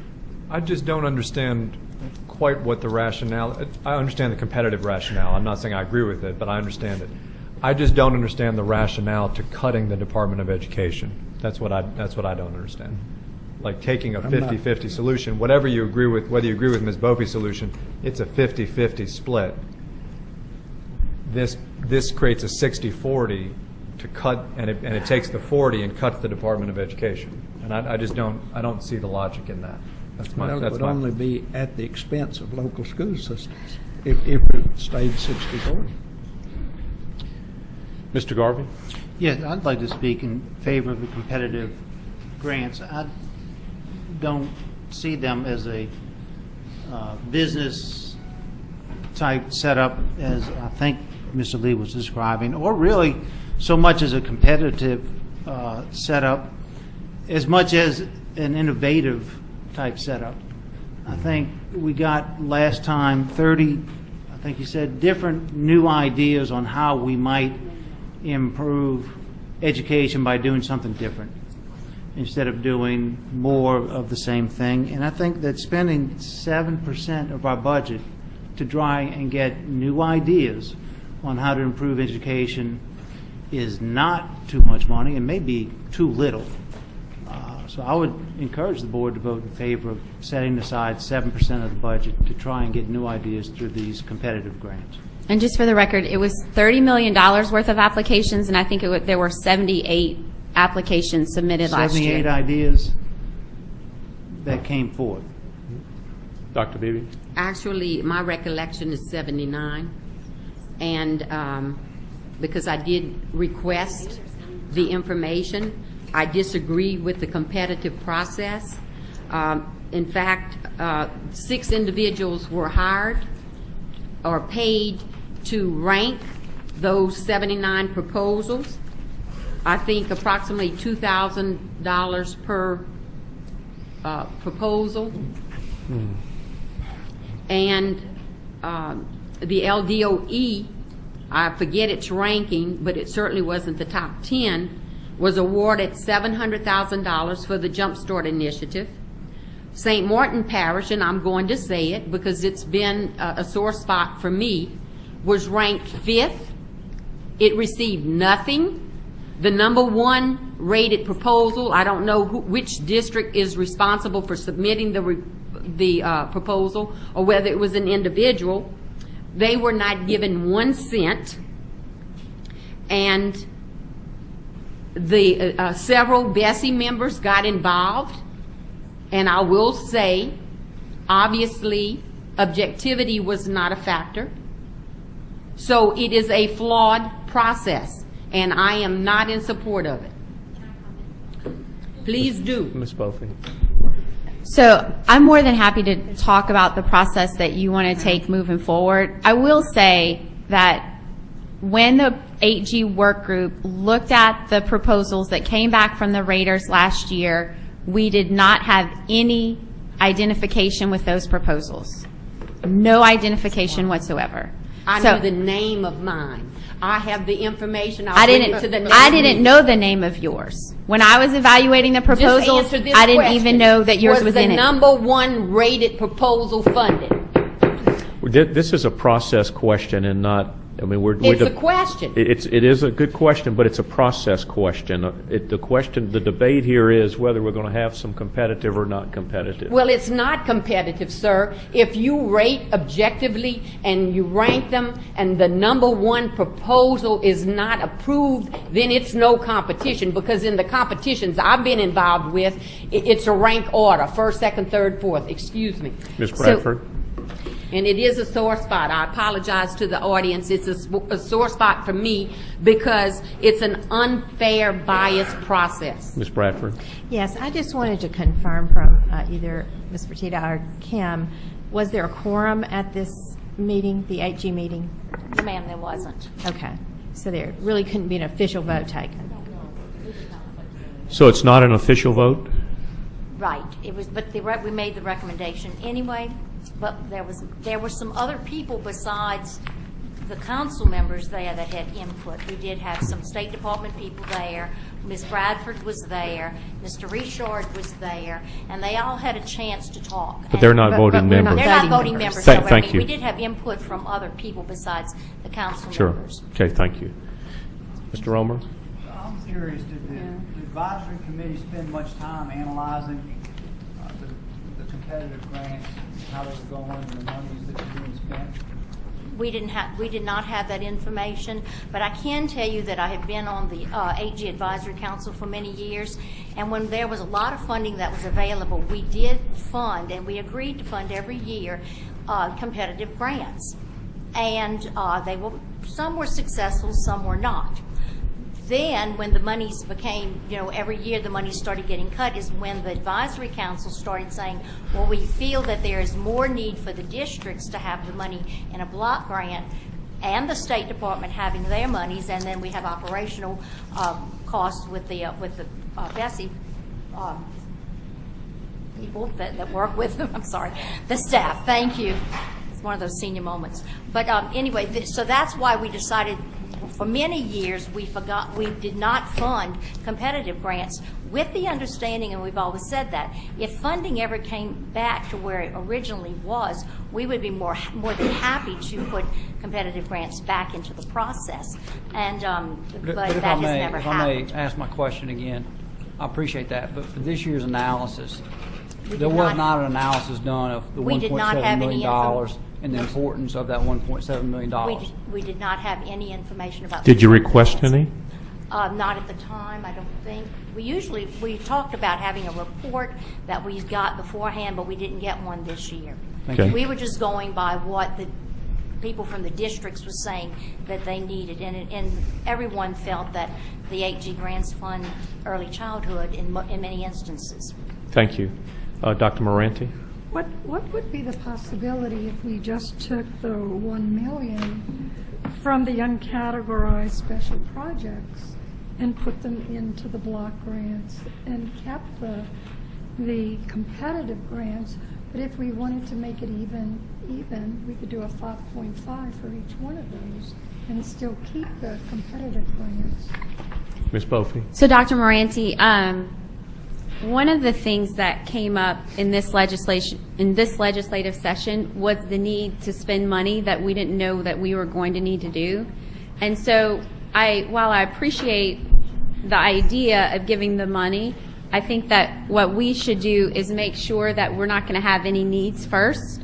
What's great is that if no needs come up, then that money can be allocated before the end of the year. I will note that we're looking at an increase in block and an increase in statewide with the additional money along with the money that we're not going to need for the oversight, right? So the dollars that were used for oversight, the dollars we have left over, that's been divided between block and statewide. If we get closer to the end of this fiscal year and we find out that we don't have a need, then that money we can make a decision on how we want to allocate it, and we could allocate it to any of those other categories. So we could give it to block, we could give it to statewide, we can give it to competitive based on any needs that arise. So I did find that as this past year, it was a good practice to have the money there. When the work group met, when we talked about it, we all felt like it was important to have that money just because we don't know what will come out of the legislative session. Okay, so we have a motion on the floor and a second to allocate $10.5 million roughly to the block, roughly $10.5 to statewide, $1.7 million to competitive, and the $1 million to the uncategorized special projects. Is that correct? Yes. Any further discussion on that motion?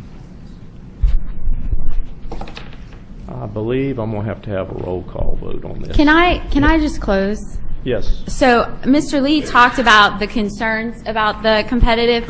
I will say, though, that we have to highlight what came out of it. I appreciate Mr. Garvey reiterating the $30 million worth of proposals that came from 79 applications. But I also think it's important to point out that in West Baton Rouge Parish, their middle schoolers have a one-to-one initiative because of this work.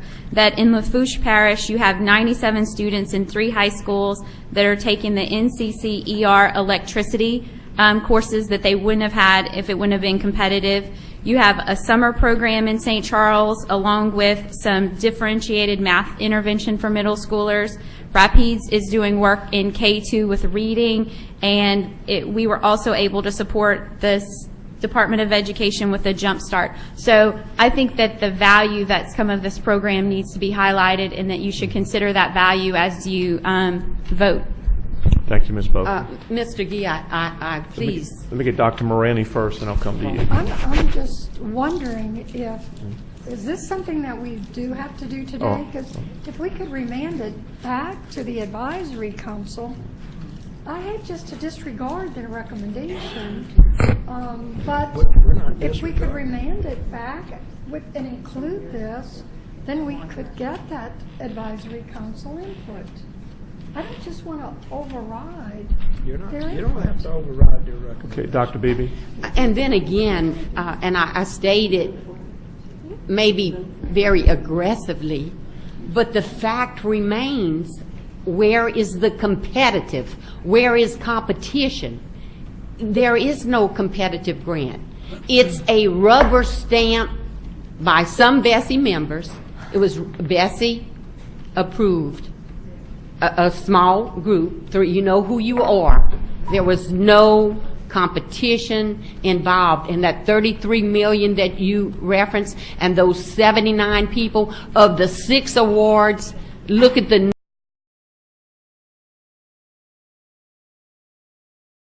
I understand, Superintendent White, but with all due respect, a little more transparency as to how $2.2 million will be spent is warranted in this case, and we would ask that more information, first of all, be provided to the governing authority that's making this decision and to the citizens of Louisiana. Mr. Fleming. Thank you, Mr. Chair, members of the committee. I'm Sean Fleming, Louisiana Developmental Disabilities Council. There's about 60,000 kids in general ed, East Baton Rouge Parish. 17,000 of those go to private schools. 270 of those kids have disabilities. That's 1.5%. I was up here earlier, and we all agreed, I guess, that we need more support for school systems to serve kids with disabilities. And I guess when I'm looking at $1.25 million going to start a private school, that kids with disabilities have to sign away their rights, parents have to sign away their students' rights to a free and appropriate public education to enter those schools. It just seems like there are resources available. I agree with Superintendent White that there are legislative funding mechanisms. I wish that these things were put on the table and advocated for by this board, as it was brought up earlier, whether a charter school or another school board was coming to the table to advocate for the right things. And I don't hear those conversations happening, and I wish they were. We're diverting funds that could be used and probably were used previously for students with disabilities, and we're setting up structures where if they go, they have to abandon their rights. I don't think that was what IDEA meant to do. Thank you. Evidently, I should have done some opening comments. I'm not looking to. Let me just give the board some clarity. The legislature created a pot of $3 million. They instructed the state to run a specific set of programs to promote private school choice. With those programs, we run a set of competitive grant processes. You have a set of programs that won those competitive grant programs. They are for private school choice. Whether you support or do not support private school choice, that is the intent here today. Now, as you know, I support that position.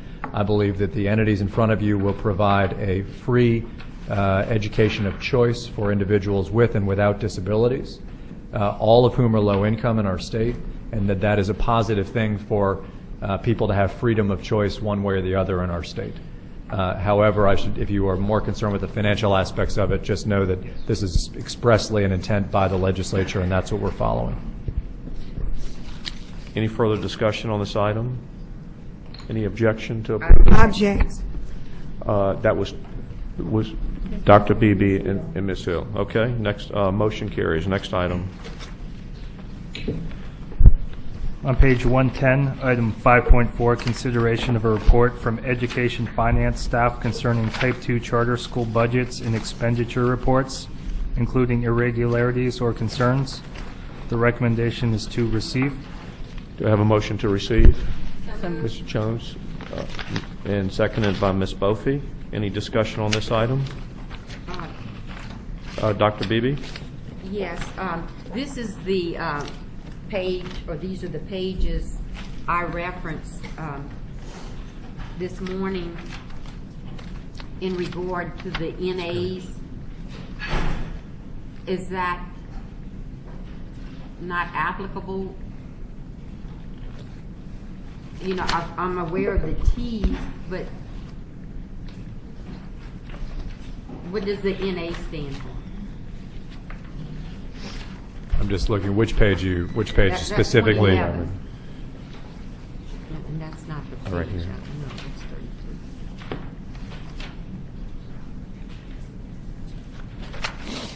that wasn't the page I referenced this morning, but it has the same, it has N8 by number of charters. Not available, maybe? Yeah, I think it's not available. Which line are you looking at? Well, let's go to Lake Charles College Prep. I guess it would be not available.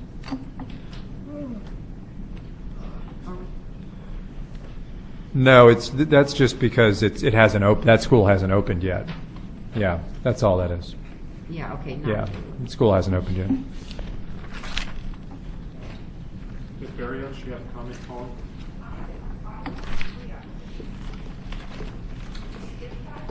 We just finished file 3. Okay. Sorry about that. Any further discussion on this item? Any objection to receiving it? Motion carries. Next item. On page 114, item 5.5, consideration of fiscal dialogues as a result of the fiscal risk assessment processes. The recommendation is to receive. Do we have a motion to receive? Ms. Bofi? Yes. Seconded by Mr. Garvey. Any discussion on this item? So, Mr. Fleming, Ms. Barrios, and Mr. Richard.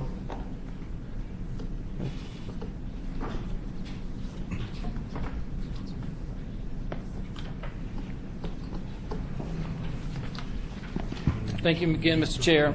Sean Fleming, Louisiana Developmental Civics Council. In your fiscal risk assessment, there's a report on Union Parish having lost funds.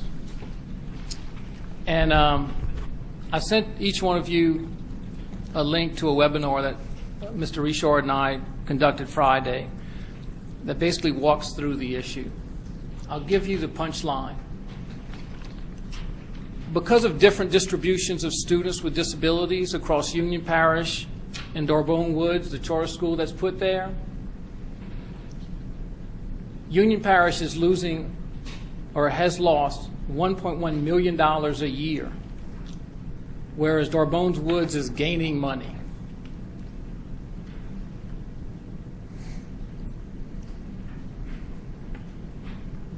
I don't know if I need to explain any deeper. D'Orbon Woods has 6% of kids with disabilities. They don't serve any kids with significant disabilities.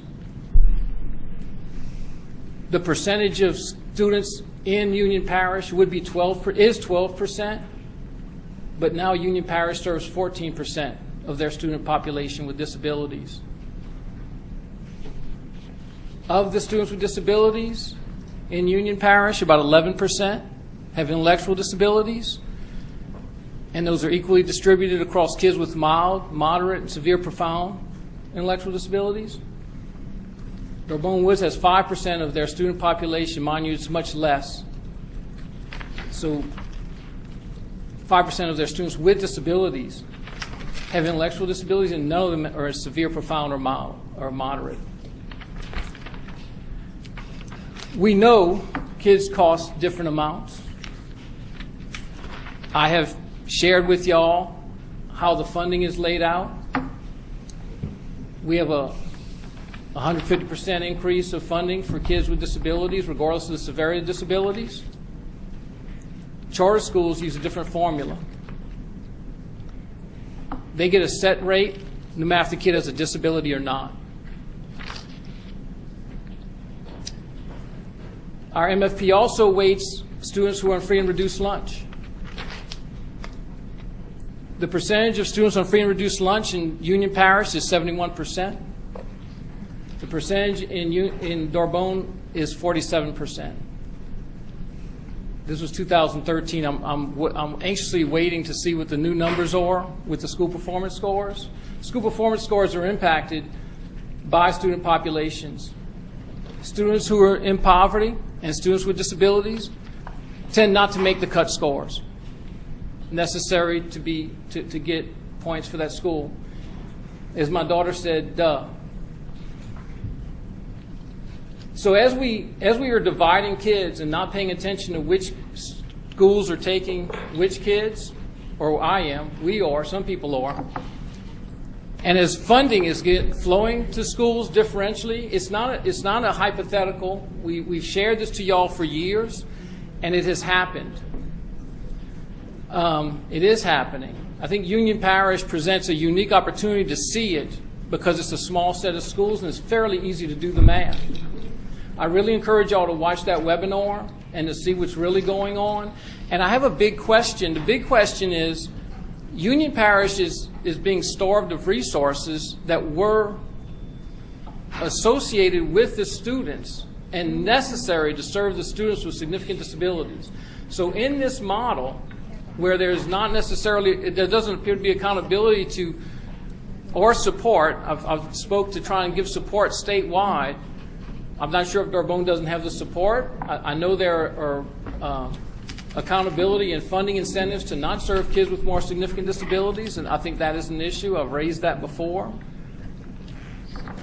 When we allow it to happen, and as we were doing the webinar, people from Union Parish were texting me saying, well, they've actually had, the student population has increased in D'Orbon Woods, and they're opening up another charter school. The question I ask, there is going to be no capacity or ability to serve the kids with the most significant disabilities. What's the plan? Want to respond? Yeah. So, Sean, what do you think the policy change should be? I think that as we were trying to compare schools, you need to make sure you funding-wise. Sorry. We're comparing them in their fiscal status. I'll compare any metric you would like to use. Right. But funding-wise, we're in this boat. They start off, because they're a school system that is high poverty, it's more likely they will have a school that's failing. If you could just tell me, we've talked about this a lot. What would you propose the board do? Y'all, we've sat through hours of discussion of, when y'all were having the discussion with East Carroll Parish. East Carroll is the 5th poorest parish in the country. And when I looked at their school performance scores, because I've been up there a number of times, I congratulated them on where they are. They only have 9% of their population with disabilities. And we're talking about dropping a school in there, and it's not whether you're for or against private schools or charter schools. It's how it's done. But what's the change in the policy? Because what you're getting at is policy change. Part of it is implementation. And some statements were made about following the law. The law actually says that if a charter school is in a school system, it has to have 85% of the students at risk from the receiving school systems. That is clearly not happening in this case. By my math, it's somewhere in the neighborhood of 60% of the rate of students at risk based on free and reduced lunch. This body has in my opinion, has the ability to make recommendations to the legislature for changes. Y'all are deciding on moving kids around, and y'all aren't keeping track of whether the schools that are receiving those kids are adequately accepting all kids. Y'all speak of opportunities for all kids. D'Orbon Woods went from 9.9% of students with disabilities in 2013 to now, or 2012, I believe, to 2013, they only have 6%. So that opportunity in that community is obviously one that students with disabilities do not see as real to them. And yet that seems to be okay. And I think that there's a responsibility that if you're doing all this, the opportunity should be, one is the services should meet all kids' needs. And we addressed this before, is there needs to be monitoring of what's happening. Yeah. There needs to be tracking of which kids are not getting into schools and why. Serious questions of why the kids are not choosing those schools, because that's a huge flag. And then when you look at funding mechanisms, D'Orbonne Woods, the kids with disabilities in D'Orbonne Woods, 58% of them have speech language impairments only. By the department's own math, that should only be 17.5% over the MFP. So a weighted formula would be 1. Well, they certainly shouldn't be receiving the money that is needed in the Union Parish schools that are left with the kids who are remaining there. So what I hear you getting at is a weighted formula, and across, when students leave one governing body and they enter another, the weighted dollars should follow those kids too. Is that what you're getting at? I know that when it leaves, it needs to be equitable. Right. Y'all have an MFP meeting tomorrow. All of the information that I saw for that committee tomorrow doesn't discuss anything about money leaving the traditional public school system. So it's still moving money around inside the traditional public school systems. And in Union's case, they lose 1%. But if everything stays the same, they lose 1% on the front end, and they're going to lose 20% on the back end. Here's the thing. I can't certainly speak for board members, but I think you would hear me supporting the idea of weighted dollars, because it only matters if the dollars are weighted, following the child's IEP across district lines or back to the charter, either way, back and forth, provided that it went from the district to the charter or the charter to the district. The thing is, you'd have to support it not just in Union, but you'd have to support it in Thibodaux too, where you've got a school where every kid has at least a 504 and most have an IEP, but they too, charter school, but they too only get the flat rate. They don't get weighted funding at all.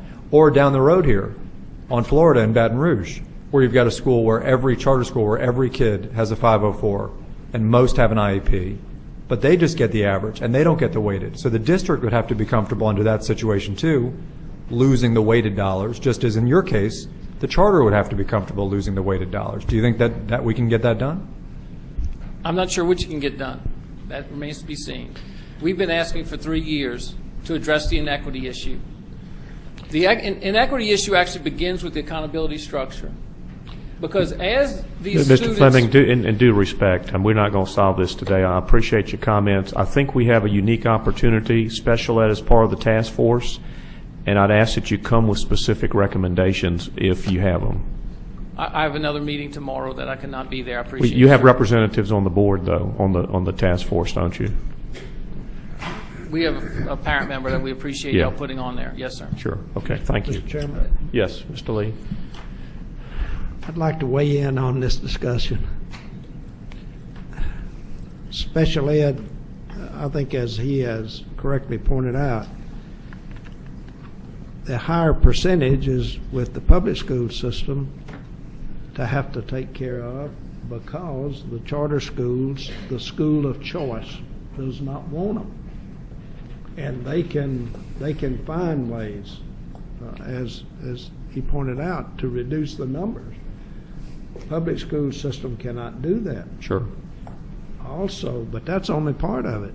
The other part is when parents and students choose to go to a choice school, that takes dollars from public education, which makes it more difficult for them to operate with the remaining funds. Mm-hmm.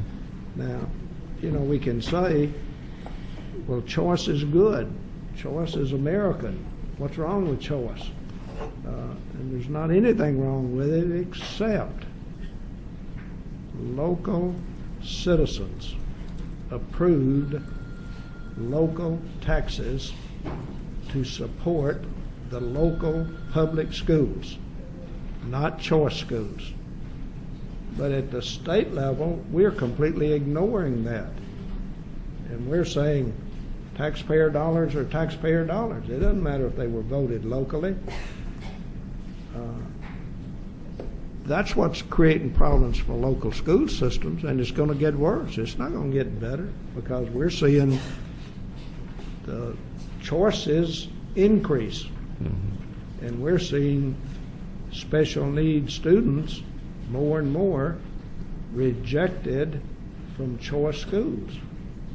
And as the number of choices for enrollment increases, with choice schools, the more it's going to financially impact local school systems. And I believe we're going to pretty soon see a situation where local taxpayers are going to say, we're not supporting local taxes anymore because they're not being used the way we voted them. Now, that just appears to me to be the direction we're headed. Now, the answer to that to me is, let's have choice, but let's find a way of supporting it without it being on the backs of local voter-approved taxes and local education offerings. Mr. Garvin? Yeah, I'd like to follow up on what the superintendent was talking about. I think the phrase he used was differentiated funding. I would encourage you to look further into that and the possibilities of getting that done. I think it would be helpful. If a charter school were to get more money by accepting students with greater disabilities, I think that they would be more likely to take those students, and they would be less likely to supposedly try to send those students elsewhere. I agree. I also just want to clear up, I think that there are a lot of misconceptions that have gone on in this discussion, which is, and Veronica, you might be able to clear this up for me. I believe that the statewide average of students with disabilities is 11%, and I think charter schools are at 11%. Charters are at 14%, and the statewide average is 11%.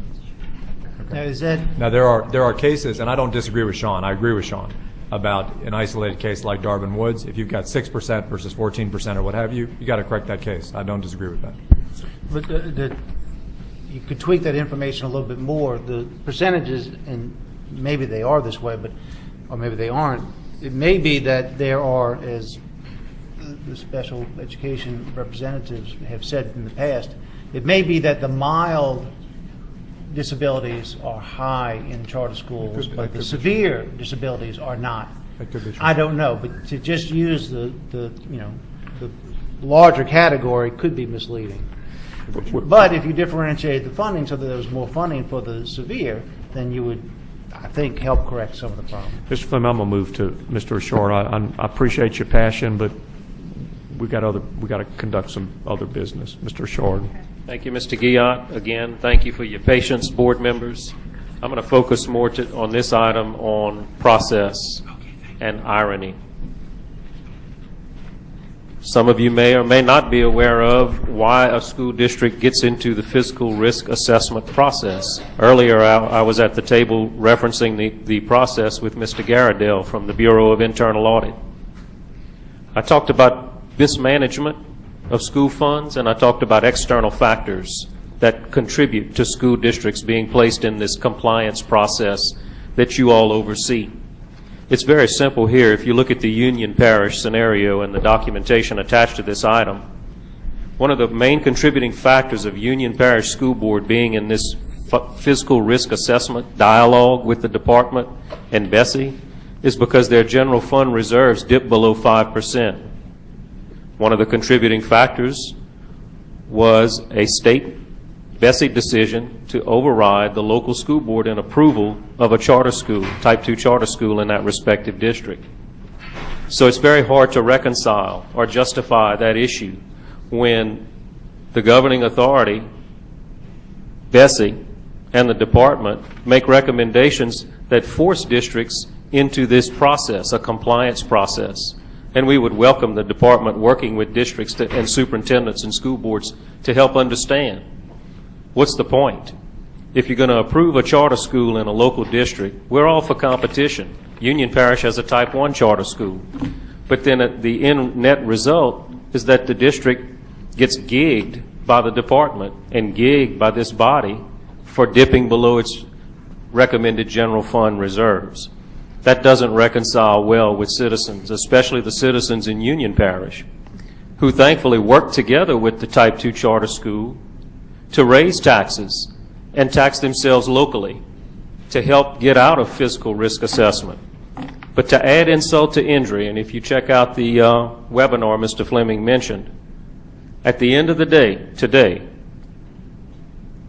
the Union Parish School Board is capped because of the MFP funding formula as far as their level 2 incentive dollars go. So they're maxed out. They can't generate any more dollars, whereas the charter school is not capped, and they get additional dollars based on the local citizens approving a tax to fund public education in Union Parish. And I'm going to say that again. The Union Parish School Board that manages the majority of the systems is capped in its level 2 incentive funding. That's very hard to reconcile with the citizens of Union Parish. The original intent of the charter school law that's on the books is to serve at-risk students. And Superintendent White and Mr. Guillot, we'd recommend that that be the overarching intent and that be followed, that charter schools serve at-risk students as the legislature intended to. It's pretty straightforward. I know it's been a long day, but I'd ask for you to really think about some of the things we're talking about today and look at the backup data that you have. It's a pretty sad day when local school districts, local school boards are into a compliance component of the function of the department because they've taxed themselves and they're now capped in the level 2 incentive status, and they are on the naughty list because the charter school is generating more dollars and they're not capped, and their general fund balance at the local level goes below the recommended amounts as a contributing factor. It's not the total factor, but it is a contributing factor. And we hope that trend doesn't continue throughout the state. Let's get the record straight. Ms. C&O, would you come up, please? I'm going to ask Beth if she would just explain. I don't think our interpretation is the same as Mr. Richard's. I respect Mr. Richard's studied this greatly, but I do think our explanation of the Union Parish situation is a little bit different. Beth C&O. Union, subsequent to our first looking at Union, and let me just remind everybody, this process is not really a gotcha process. It really fulfills BESE's responsibility simply to monitor the school boards and see whether or not they're on any kind of path that might lend them trouble later on. So this is really a preventive measure. And when we looked at the information, Union itself did have some issues previously, but the latest available information just submitted to us in the last few days shows that Union has been able to accomplish a 10% fund balance. That's what they're reporting for 14-15. So they are no longer of concern. They just submitted that as a few days ago, meeting some other requirements, and so they would no longer be in a monitor category, and the department would no longer recommend that they be on this list. Thank you, Ms. C&O. If I could ask a quick question of Beth before she leaves the table. That's the whole point I was making, BESE members and Superintendent White, that this district is pushed into a fiscal risk assessment category for external factors. And to add insult to injury, would you not agree, Ms. C&O, that their level 2 funding is capped based on the MFP formula on documents that have been provided to the district by the Department of Education? Whereas the charter school is not capped on their level 2, on their per pupil funding. I'm not sure I really understand what you're asking. I'll be glad to talk to you away from here and forward the information to BESE members. And it's also in the webinar that was conducted earlier this week. Thank you. Mr. Lee? One last comment is I appreciate what Superintendent White is referring to with allocating special ed based on needs. As I appreciate that, it's really just shifting dollars with the local school system. It's not generating any additional revenue. And as I see it, most local school systems are getting in financial trouble, not because of the allocation of special ed dollars per se. It's because of the lack of overall funding and the increased requirements. And increased cost. So while the shifting might make a little bit of difference between a charter school and a public school system, it's just not the answer. Yeah. Still good. Okay, 5.5, any further debate to receive this report? What's that, Andrew? Any objection? Motion carries. Next item. On page 117, item 6.1, consideration of a report from education finance staff concerning Type 5 charter school budgets and expenditure reports, including irregularities or concerns. The recommendation is to receive. Do we have a motion to receive? Ms. Bradford, a second? Can I have a second? Mr. Garvey, thank you. Any discussion on this item? Yes, sir. Dr. Beebe? And Ms. Perry?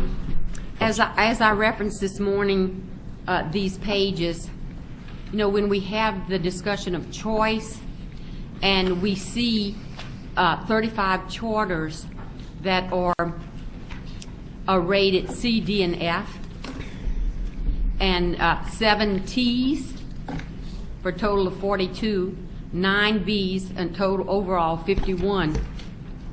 And then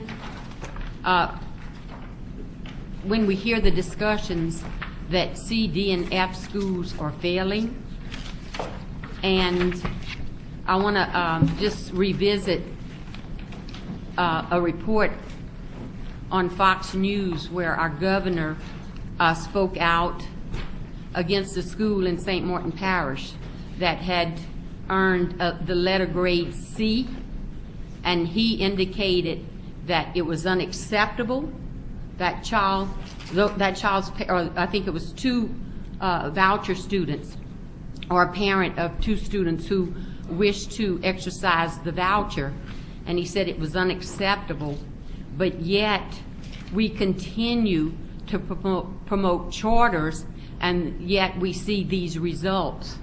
And I just, you know, as I heard the discussions earlier, it is of great concern that we are creating opportunities for more charters and creating situations where we will have more C, D, and F schools in traditional systems.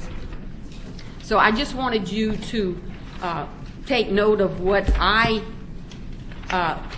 discovered upon reviewing these pages, and it's of great concern. You know, I can appreciate choice, and I have supported charters.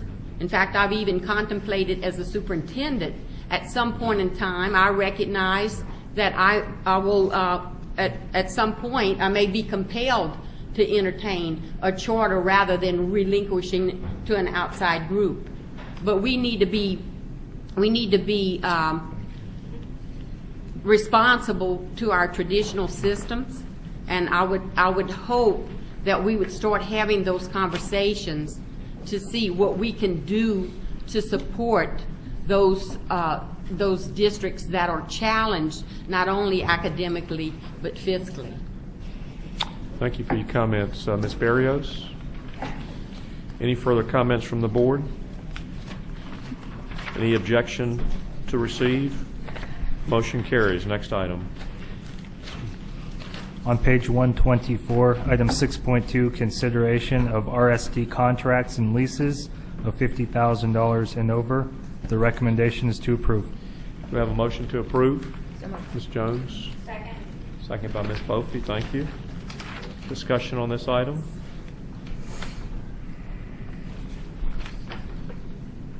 Any objection to the motion? Motion carries. Next item. On page 138, item 6.3, consideration of an update report on RSD capital projects. The recommendation is to receive. Do we have a motion to receive? Ms. Bophy? Thank you. Second, Ms. Bradford? Okay. Any discussion from the board? We have.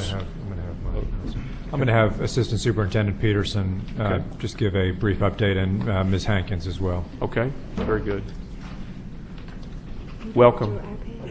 Appreciate you hanging. Good afternoon. I'm Lona Edwards-Hankins. The RSD currently has about $571 million in open contracts, and we have a change order rate on those open contracts of about 1.1%. That is comprised of 12 active construction projects, and one of those will be opening to children in January. 5 will be open to children this summer, and then the remaining two additional ones will open to children in January, and then the remaining 4 will open to children in 2016. So we are quickly ramping down on the construction program. So we're going to meet our target of starting every project by 2016. Great. And members, as you may recall, at the July committee meeting of the whole, we shared with you plans to rebuild the Booker T. Washington High School campus in Central City in New Orleans. We shared with you that we had received feedback from some community members that there were concerns about the safety of rebuilding that school because of the use of that site as a city dump site prior to the original Booker T. Washington school being built in the 1930s. At that time, we had an approved plan in place to remediate the soil to ensure the safety of the building for students. However, due to community feedback, we agreed to review and take a second look at all information and ensure that all the information on the environmental safety of the site is shared and discussed with the community before moving forward. On September 9th, we held an additional community meeting to review that environmental information and get additional feedback from the community. We shared with the community an in-depth presentation on the environmental implications and our plan to ensure the absolute safety of the site for the Booker T. Washington building. At that meeting, we also took feedback from many members that supported the rebuilding of the site. At that meeting, we received 160 signatures from community members supporting the building of a new school at that site. Since that time, we've received additional approvals on the building of the site. LDEQ corrective action plan has been approved. The amended corrective action plan has been approved, and FEMA funding approval. We've received that as well. So we are moving forward with that project. The expected completion date of the project is August 2017. Booker T. Washington, of course, is one of the final remaining projects of the School Facilities Master Plan. Both the RSD and the OPSB are in the final stages of the School Facilities Master Plan, and Booker T. Washington certainly is an important project in us successfully completing the plan and the mission to serve all of our students in a new, renovated, or refurbished school building. We certainly take the health and safety of our students seriously, and we are confident that we have a plan in action to build a school that is safe and a great learning and community asset. Thank you, Superintendent Ms. Hankins, for your comments. Any questions from the board? Thank you very much. Thank you. I have one comment card from Nolan McSwain with the Booker T. Washington Alumni and Friends.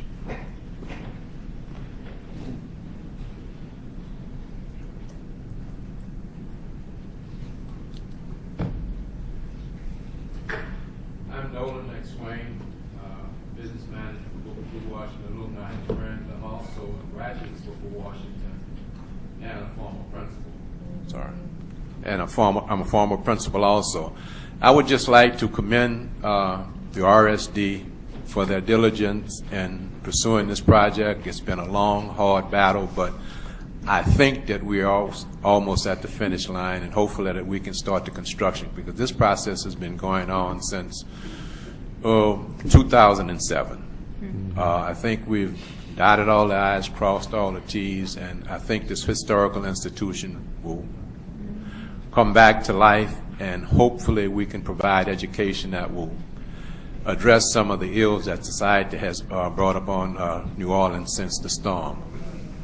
Hopefully we can educate, get the kids off the streets, provide them with not only a strong academic program, but also strong voc ed program, so that once they leave, they can walk out into society and get an entry-level job that will provide them with the necessary funding that they would need to support themselves and their family. Again, I say thank you. Thank you, Mr. McSwain. Appreciate you staying this long to comment. Thank you, sir. It's well worth it. It's nice when the groups are together. Just a quick thank you, sir.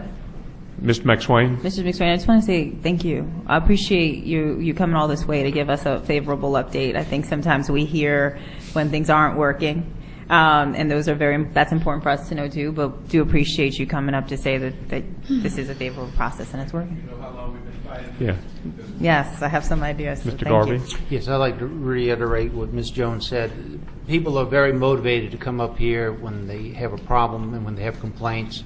Usually by the time they have their problem solved, they're ready to stay home and not come here and speak again about how it is nice that they had their problem solved. So I appreciate you coming to do that. Thank you very much.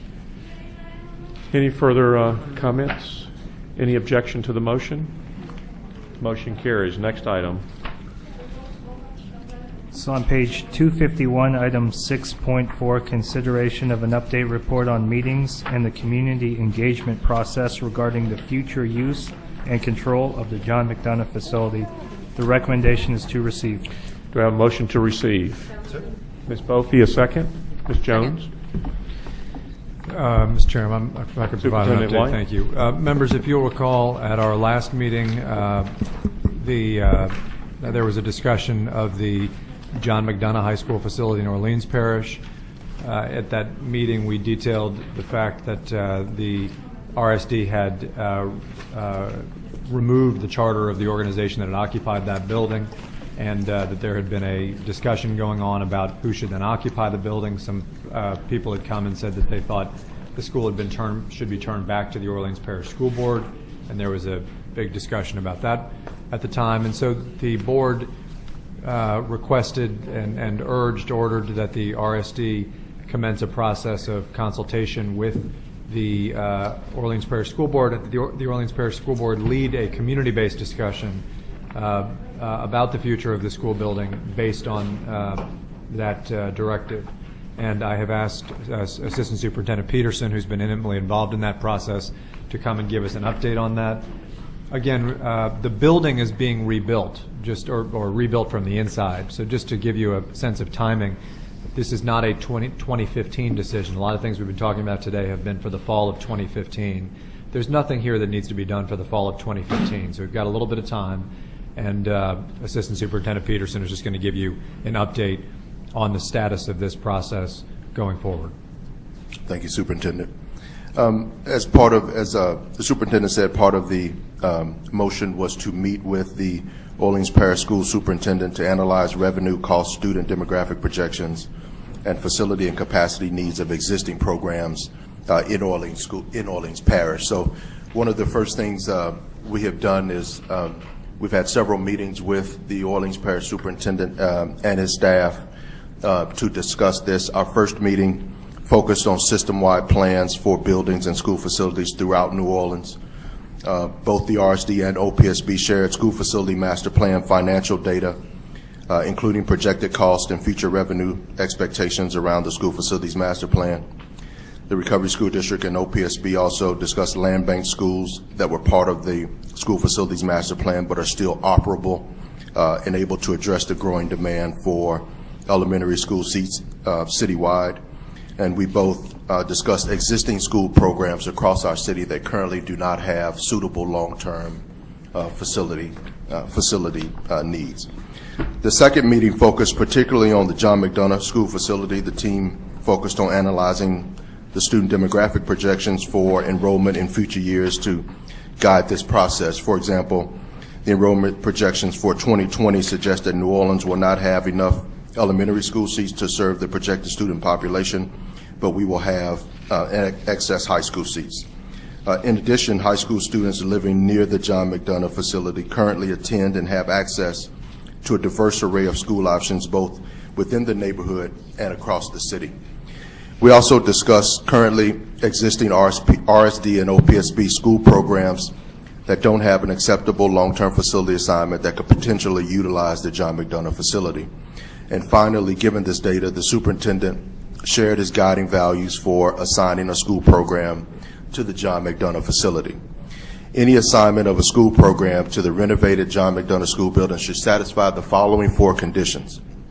In order to ensure the assignment does not exacerbate the existing problem of too many high school seats and too few elementary school seats, the assignment should not materially increase high school capacity. This means that the John McDonough facility should be assigned either to an existing high school program that do not have adequate long-term facilities, or a new or existing elementary school program. In order to ensure that the school serves all students equitably, the assigned school must participate in one app, our common enrollment system, provide free transportation for students, and be an open enrollment school with no admissions requirements. These are all policies focused on equity that all RSD charter schools and all OPSB direct run schools follow, but not all OPSB charter schools follow these policies. Additionally, part of the mandate was that we work with the Orleans Parish School Board to engage the local community. To that effort, the Orleans Parish School Board created an ad hoc committee of the board to focus on engaging the local community.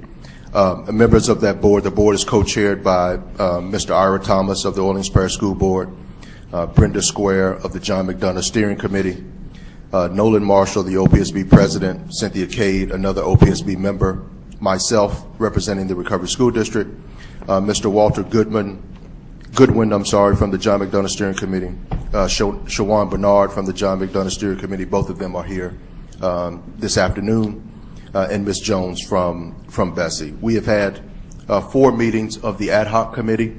The first 2 meetings focused on really the goals and timelines for the community engagement process that we're in the midst of. The third meeting focused on the planning for those upcoming community meetings that we just had this past week. And then just yesterday we met again to review information and feedback from those community meetings. At the community meetings, we essentially had a number of presentations to the public, one on the historical perspective of the facility itself, originally built in 1912. That presentation was given by Dr. Ducote, who is a planning consultant and a longtime former member of staff of Orleans Parish Schools. Ms. Square also talked about the operation of the John McDonough High School in the last 9 years post-Katrina. And myself, along with Dr. Devizan from OPSB staff, delivered a presentation on student demographics. That was the first meeting, which was Wednesday night, and then we had a second follow-up meeting on Saturday, this past Saturday, a community meeting, in which we delivered that same information again, and then we had a facilitated discussion around the values around a high-quality school and what many community members thought should be included in a high-quality school, and discuss issues like academic needs of students, parental involvement, extracurricular activities, and addressing the needs of the whole child, which are some of the examples. And I'm sure a full report will be given tomorrow by other members of the committee. Moving forward, the RSD will continue to review the community feedback with the Orleans Parish School Board and the ad hoc committee over the following months to determine further next steps. Both RSD and OPSB will continue meeting together to discuss system-wide priorities, including facilities, student projections, enrollment, and programs. And we will provide another update to BESE at the November 12th Committee of the Whole meetings in New Orleans on our process, and with January really being our target timeline for when the Recovery School District Superintendent, Patrick Dobart, will make a final decision on the siting of a school at the John McDonough facility. So thank you. If you have any questions, I'd gladly. Okay, well, Dr. B, I'm going to call you. I'm going to ask, there's 5 comment cards. If you'd come on up, and then they're walking up, Well, Dr. the question Beebe. is Okay, I'm sorry. Go ahead. Mr. Peterson. Yes, ma'am. I forgot my train of thought here. I think at the Committee of the Whole meeting, there was a request to seek an Attorney General's opinion regarding whether Superintendent Dobart had the authority to make the decision. Was official action taken, and has an opinion been rendered? I don't believe an opinion has been rendered by the Attorney General. I believe BESE staff has formulated that request and has made the request. I don't believe that it has been granted. So it's still in process? Yeah, I believe so. Okay. Elizabeth Jeffers Walter Goodwin, Shannon Bernard, Shawan, I see that now. Mr. Cole. Ms. Cole, is Ms. Cole, okay. Ms. Barrios. Ms. Owens, Mr. Chair, members of the board. We do appreciate your patience and hanging there with us. I know it's been a long day for you. Ms. Orange Jones, I thought we were to have this discussion on tomorrow and not today. So I'm wondering, how did Mr. Peterson come up and be able to speak on this issue, because you told us as a group that you would recommend that this be deferred until tomorrow. I sent so you that an we could all Correct. be here together to I sent speak an email. because I'm not the one to speak to this. Correct. I sent an email to Ms. Square which said because the item was already on today's agenda, based on public meetings law, we were still going to go ahead and have the item. And tomorrow, I'm going to pull the item so we can discuss it again tomorrow as well. So I'm expecting that we have a full discussion tomorrow as well. Yeah, but that was not what the understanding that we had. That was that was exactly Yeah, what I said in the email. I say that because you also are a member of that committee, but there's been no input from you as a member of that committee. And so we made the trip only to come up here just to ensure that what was supposed to have been was what it was. And what I'm hearing, because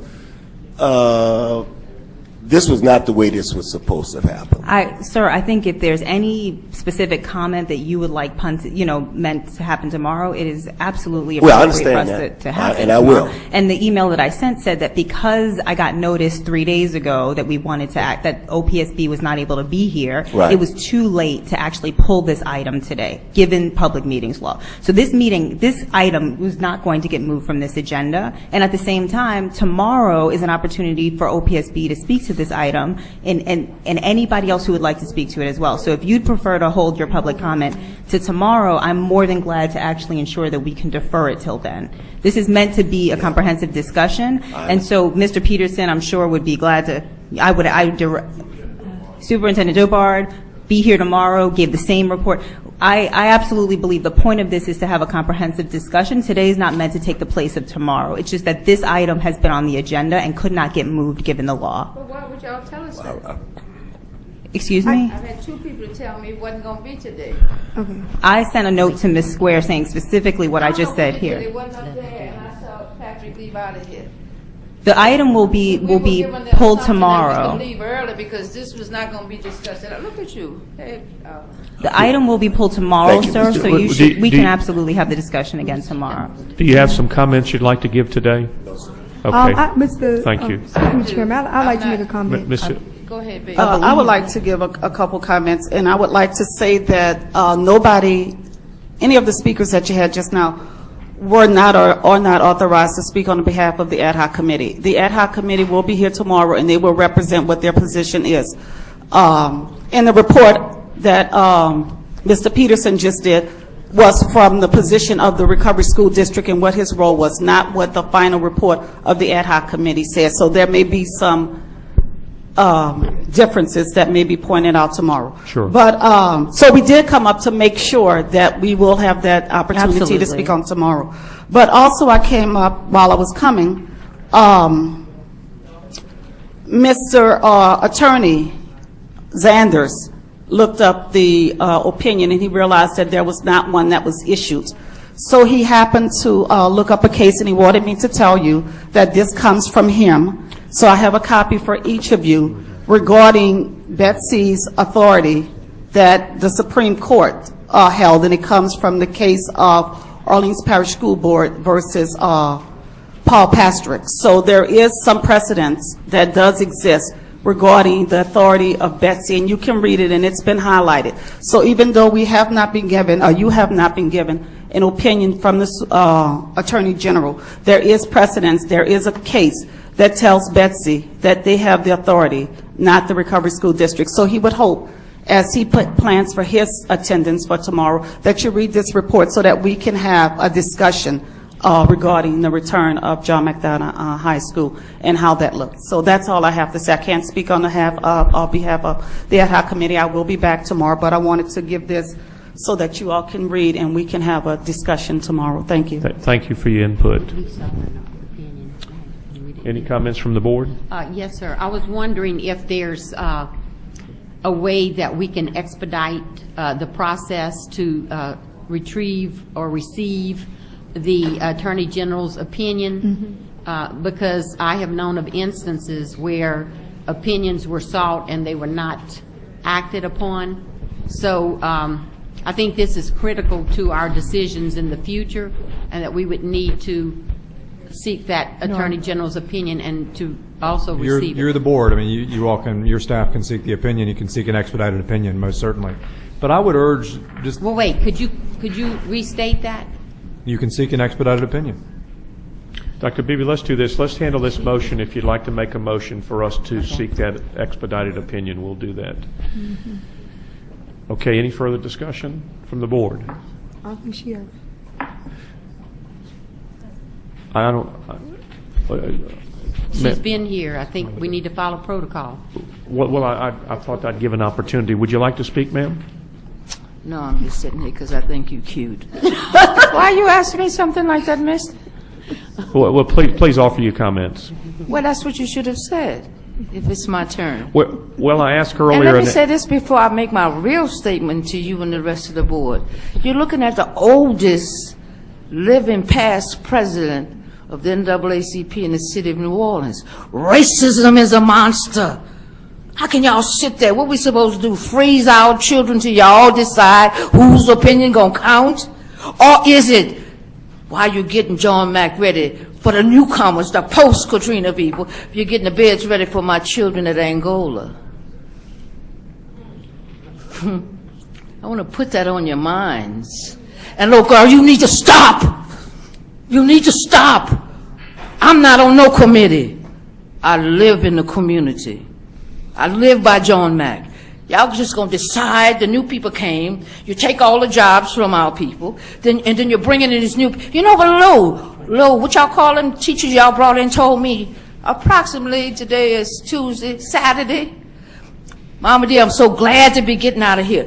And by the end of this semester, my tuitions and my fees will be paid, my loans will be paid off, and I'm getting out of here.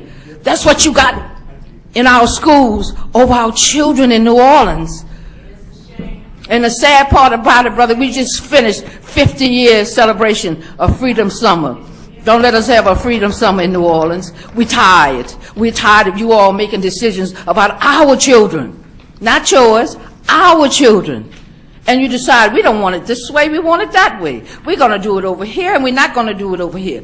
When do you think you're going to accept and respect our opinions about our children? They're on the ground. The yellow tape on our children. Angola full of our children. What are you doing? What are you trying to decide? You know what I'm going to tell y'all, like I told the Senate committee in Washington? Take the money and go. We do better. Just take all of it, divide it up among whoever's going to get their little piece, and get away from us. These are human beings. They have the right, the God-given right, to be treated like everybody else. How do you decide whether they're special or not? How do you decide they should have this and not that? How do you all make those decisions? Was you with me last week when we cried? Because we lost another one? Are you going to be with me now? We're fundraising for a funeral for 2. Y'all got something you want to contribute to that? You want to come with me tomorrow? I got to go to Tulane and Broad. I got about 15. Racism is a monster. They told us 50 years ago, eventually we're going to let you get from the back of the bus. But what you got to understand is, we're not understanding this. We're not understanding this. There's nothing going, Phi Beta Kappa. We're not understanding this. We're not understanding what you're saying, that you're going to do line item and this and who going to get that and whatever. It's not about $1. It's about humanity. It's about the God-given right to be treated fairly. We got foreigners that have come into this country now and they demanding that y'all give them, and y'all giving them. And here we are, probably put diapers on some of y'all parents, my grandma. So it can't be nothing wrong with us. We raised European children in my generation, in my family, generations ago. And then y'all gonna turn around and think whatever this is you're thinking about our children. I got a Burger King coupon, boo. You left us in New Orleans, but we got to hold a conversation here, baby. And thank you, miss. You don't know me, but I'm the lady who thanked you when y'all were in New Orleans. It takes bravery to be honest. What you did ain't working. I don't need to go get nobody to measure it one way up or down. I live there. I'm telling you what you're doing to our children and the buildings that are significant to us so they can have some relevance to our children. None of that is working. Now, you know how you going to do this like Ferguson? Ma'am, I need you to wrap up your I comments, know you please. do, Boosie. That's the problem. You let that man sign 50 cards and run up here every time he felt like it. But when it comes to us talking about us, he's talking about us, but he can have all the time he wants. And I understand what you're saying. But you know what we had to do before? We had to disrupt those who continue to talk about us and make decisions for us that do nothing for us but negative. The results we're having. You asked the little brother Harrison what the murder rate is in New Orleans?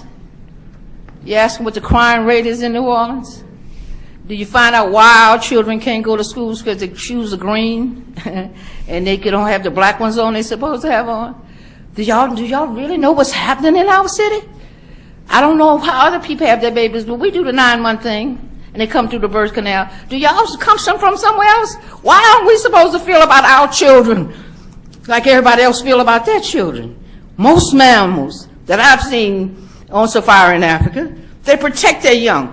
Are we really going to be told we got 3 minutes to discuss our children while y'all sit and make immoral decisions about what you're going to do? And you know what? You're doing it like it's a product. It may be your business, but it's our children. They're fresh in blood. They breathe like you do. When you go home tonight and sit and have dinner with your children, are they in limbo like ours are in New Orleans? No. We need to get this right. I'd hate to have to do what I did 50 years ago. You know what I had to do, mister? I had to help my people break vile, vicious, immoral laws. We had to go to jail because the law said we couldn't do what everybody else could do.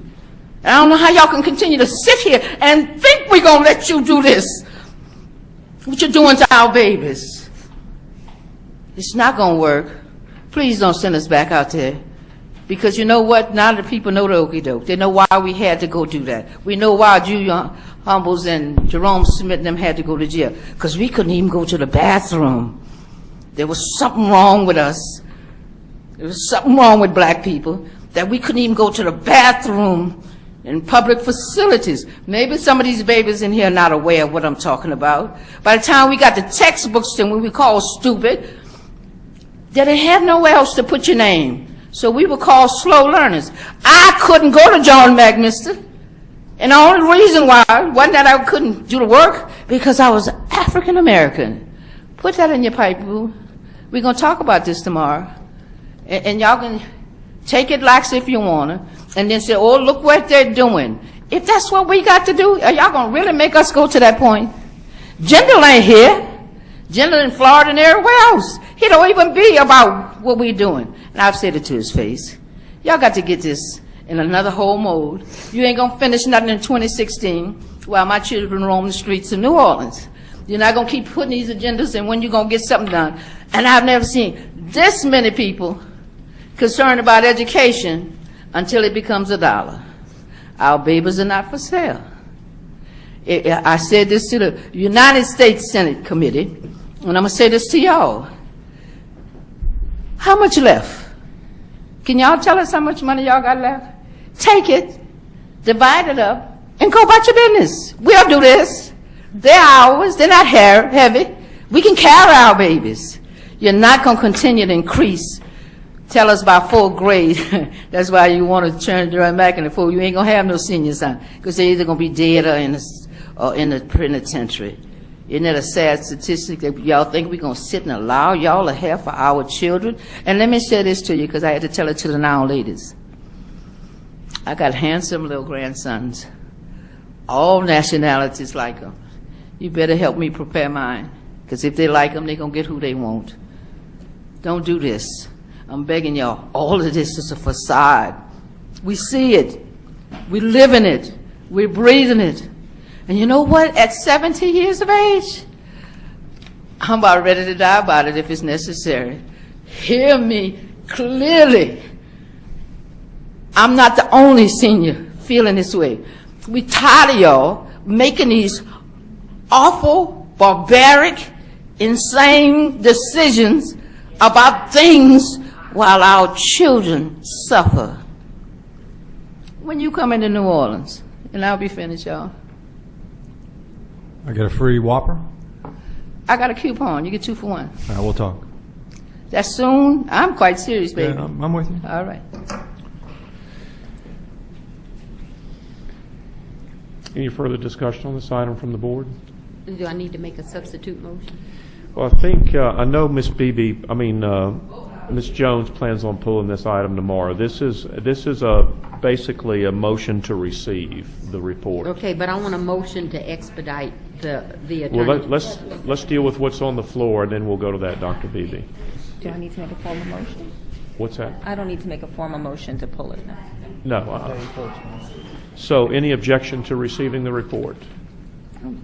Okay, that motion carries. Now, Dr. Beebe, would you like to? Yes, I'd like to offer a motion to expedite an Attorney General's opinion on the status of Patrick Dobord to exercise authority regarding the John McDonough School. I second it. Okay, a motion by Dr. Beebe, a second by Ms. Hill. Any discussion on this item? Any objection? Motion carries. Next item. On page 253, 7.2, consideration of BESE contracts and leases. The recommendation is to approve. Do I have a motion to approve? Thank you, Ms. Boke. Do I have a second? Ms. Bradford, thank you. Wait, let's see, I'm trying. Any discussion on item 7.1? You're leaving. Why was it pulled? No, don't leave. Okay, listen. Oh, that's 7.2, excuse me.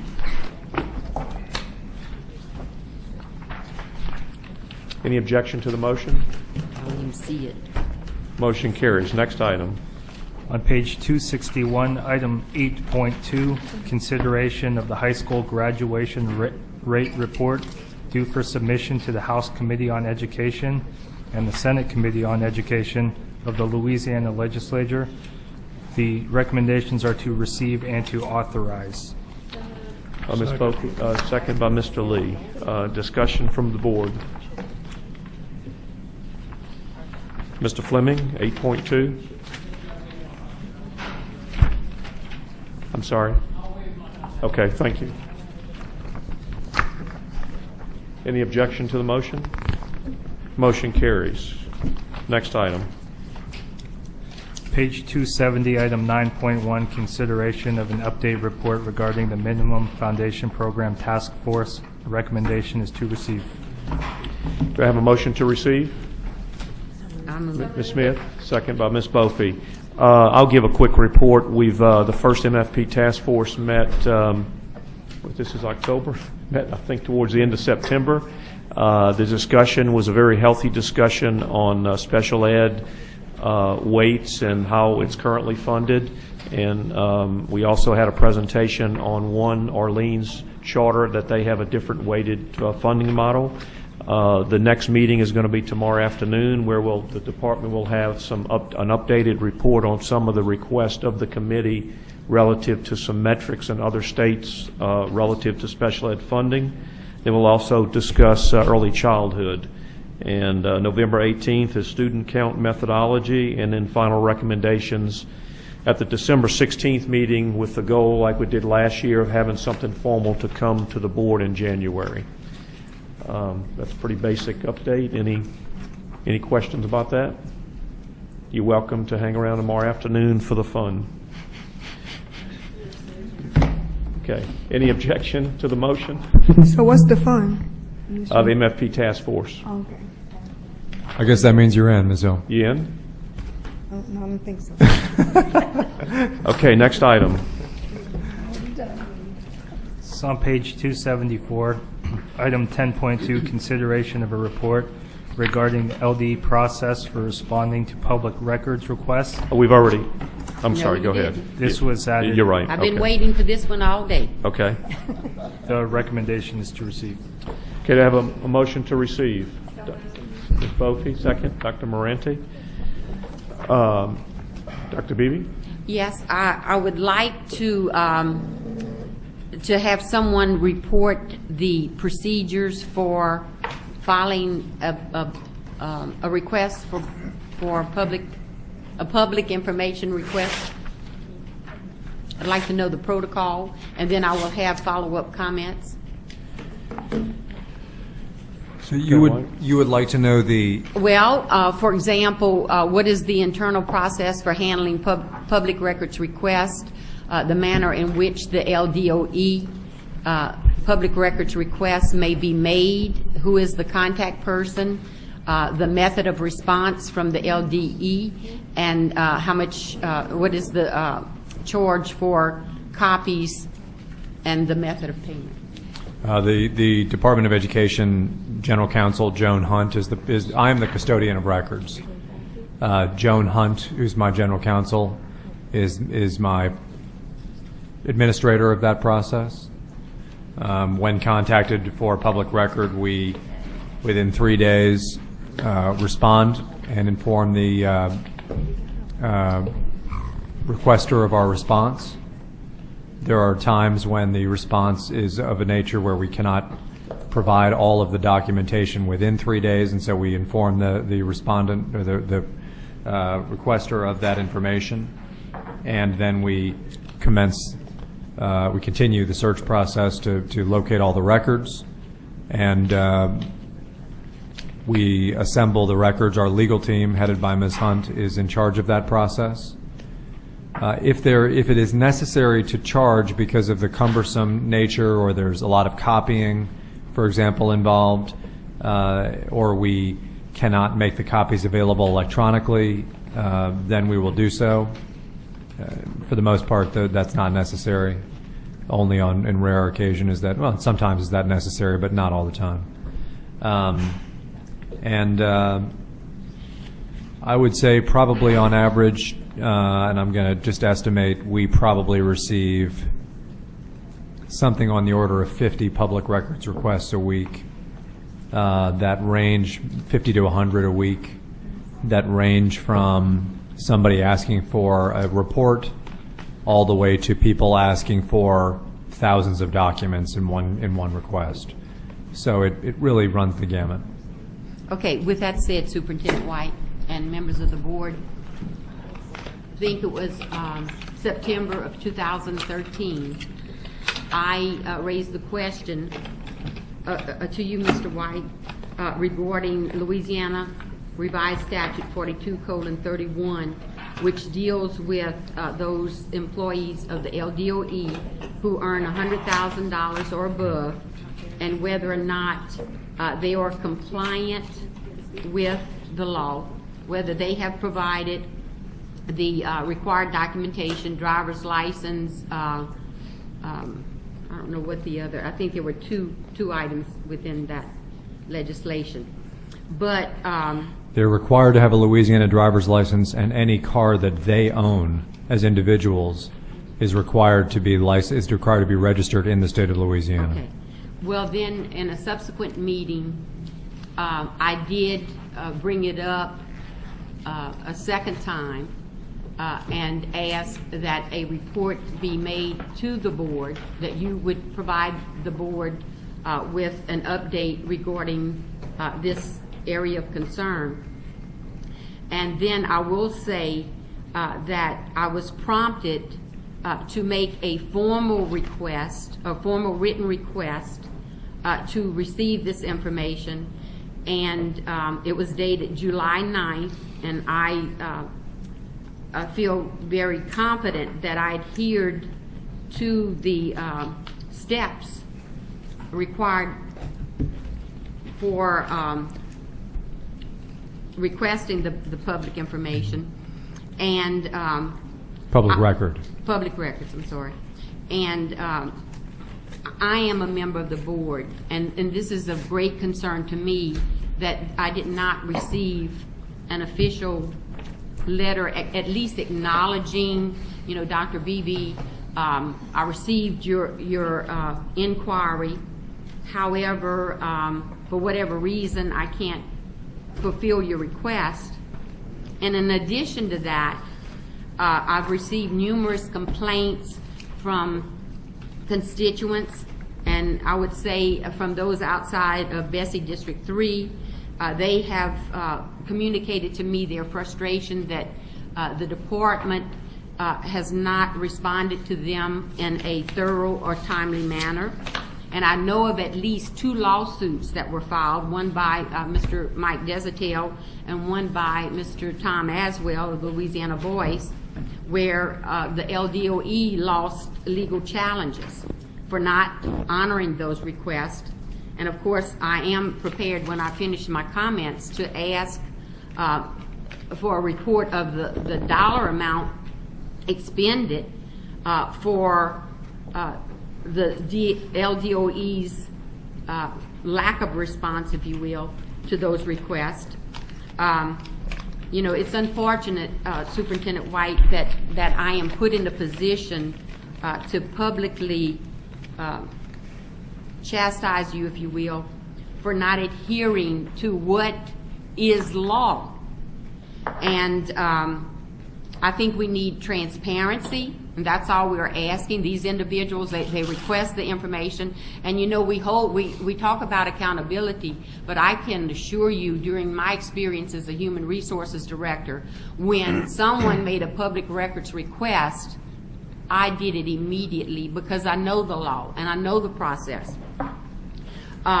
So with that said, I would like to ask you as superintendent to report to BESE at each BESE meeting the number that you have the number of requests for public records that have been filed and addressed.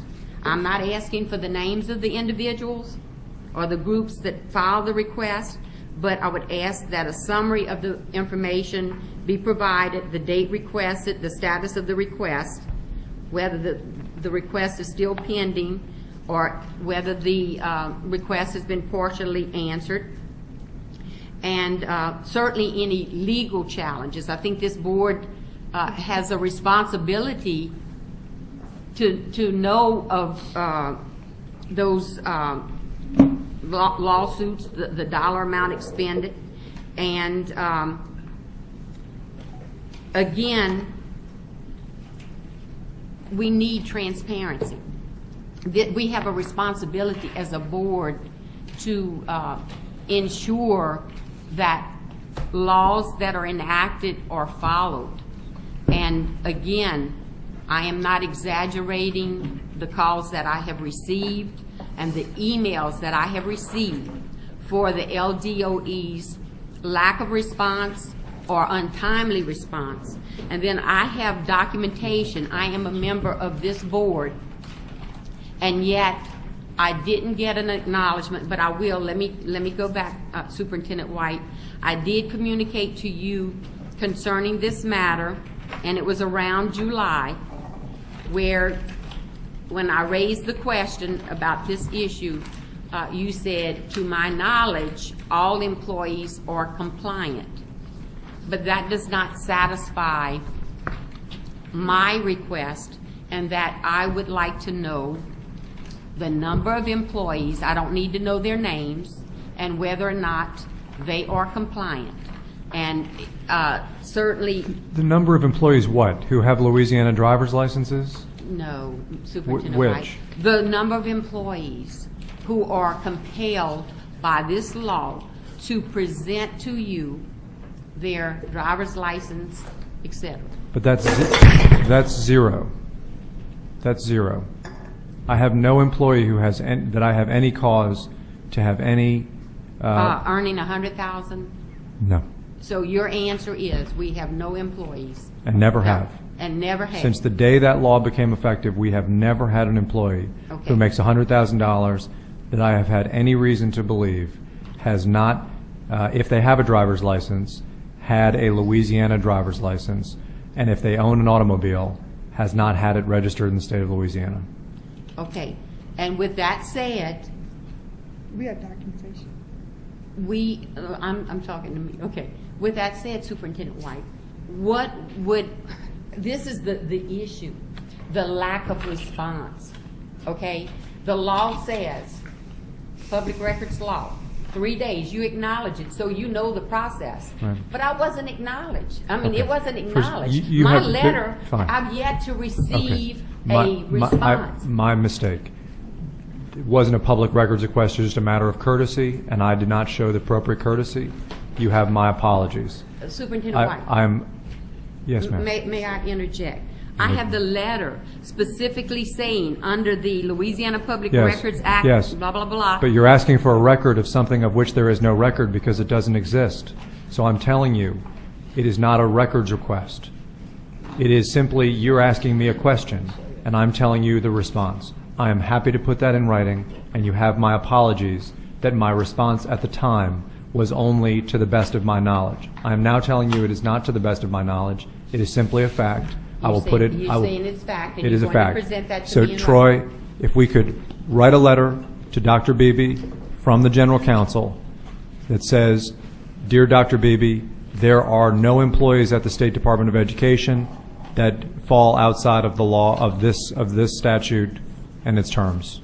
That would be great. We will Right, send that and tomorrow. I will reiterate that a constituent called me out and is holding me accountable because I have not responded to him Yes. appropriately.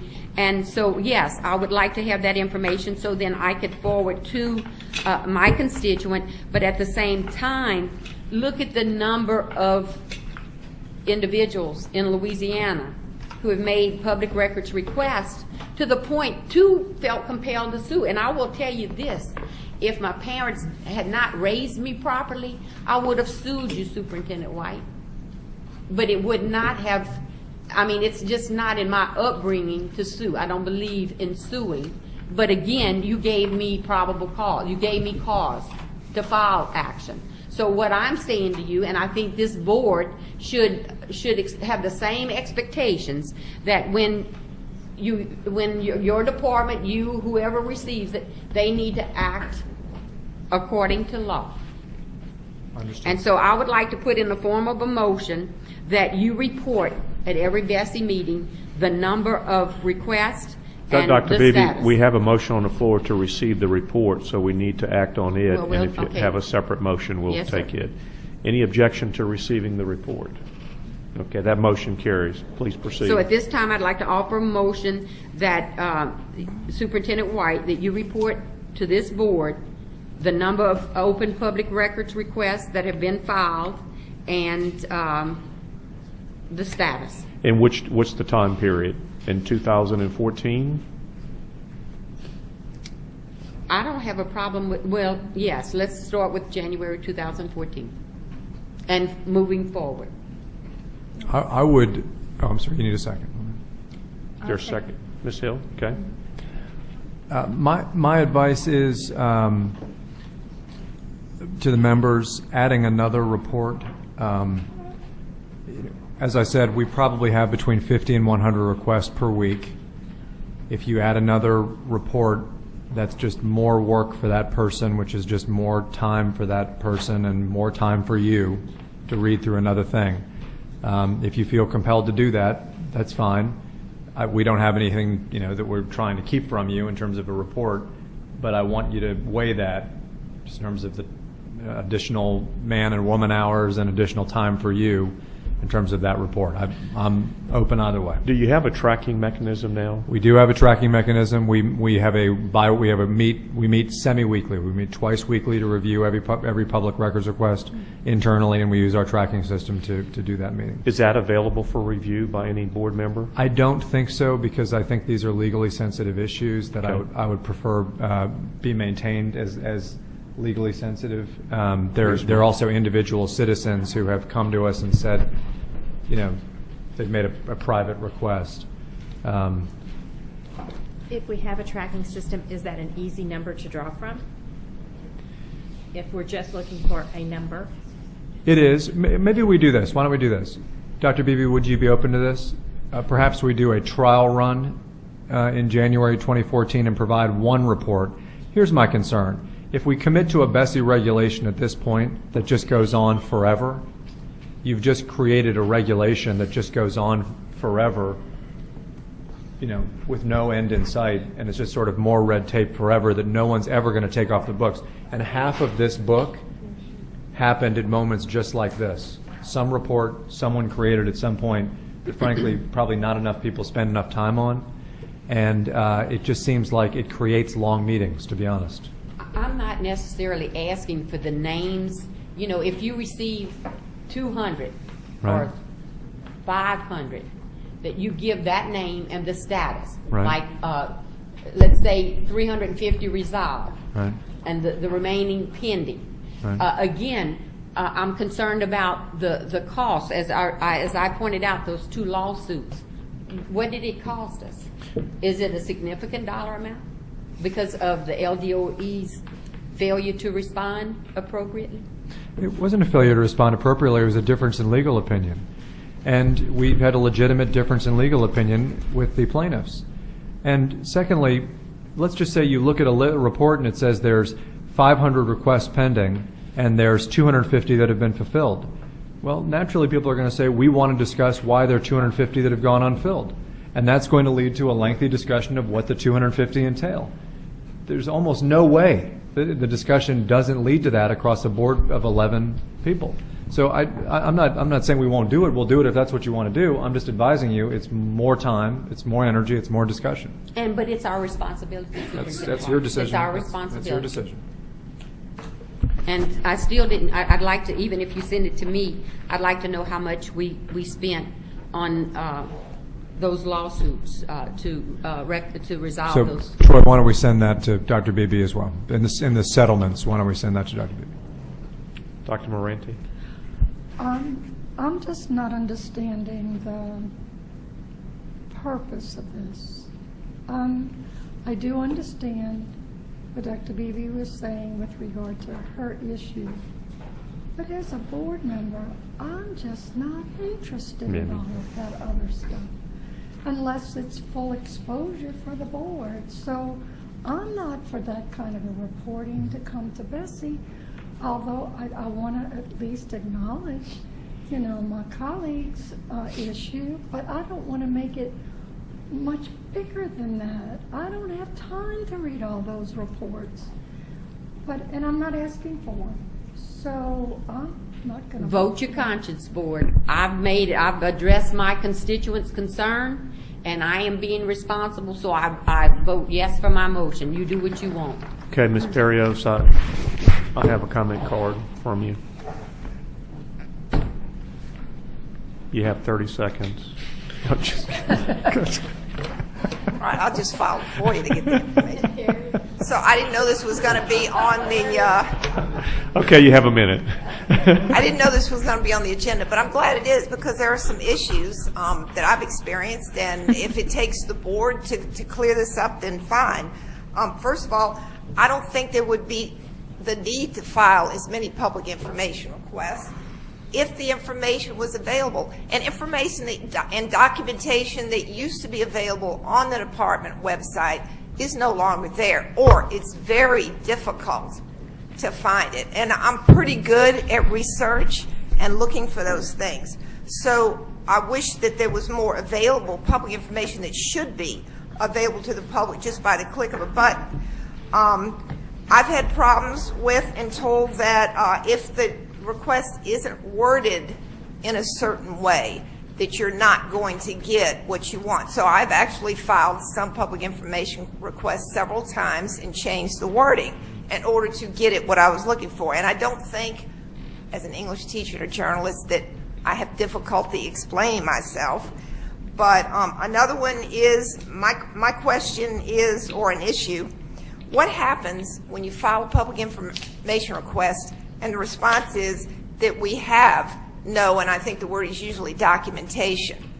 That's an easy way to end the subject, but what is the recourse for that? If you say there's none, you really can't sue for that when you know there must be. And as an example, I brought this issue up, and I've emailed you all several times on the Justin Tyak contract that was awarded, that I received an email that there is no documentation, there's no paper.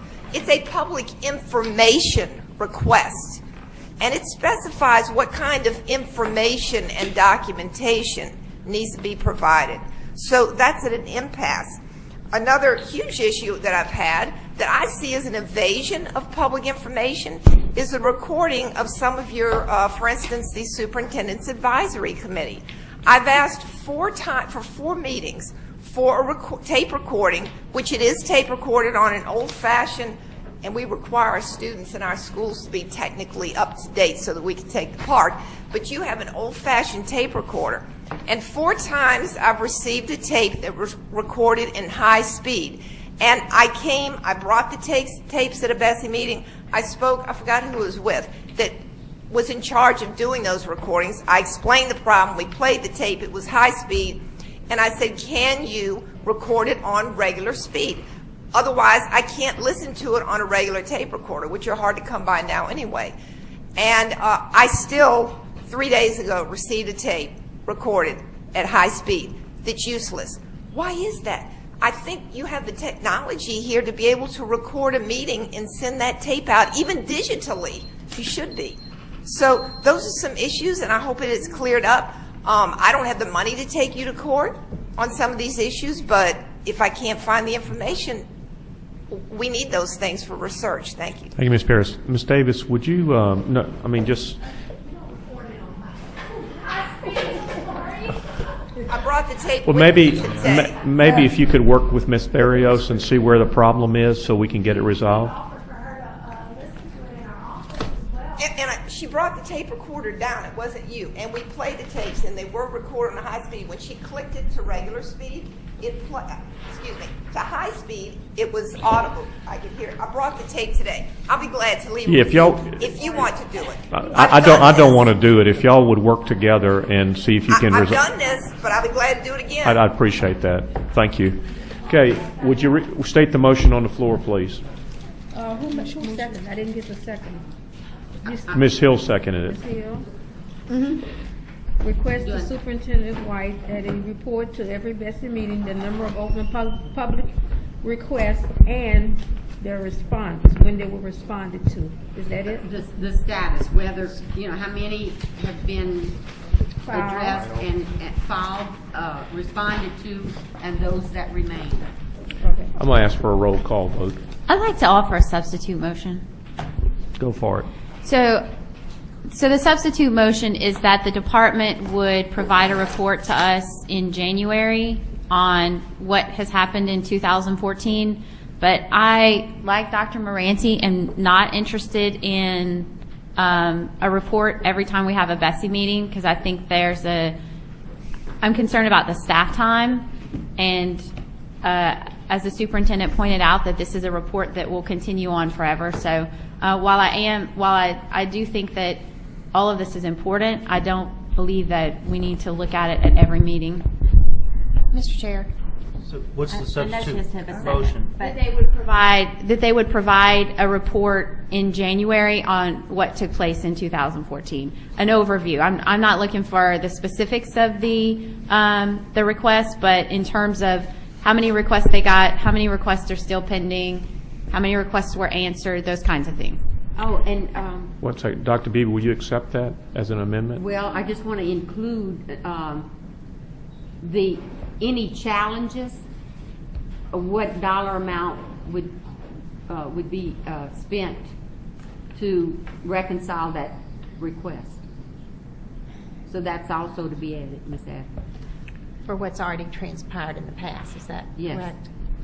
So what I think I'm hearing is that we maybe don't know the process, or maybe we need what the process is.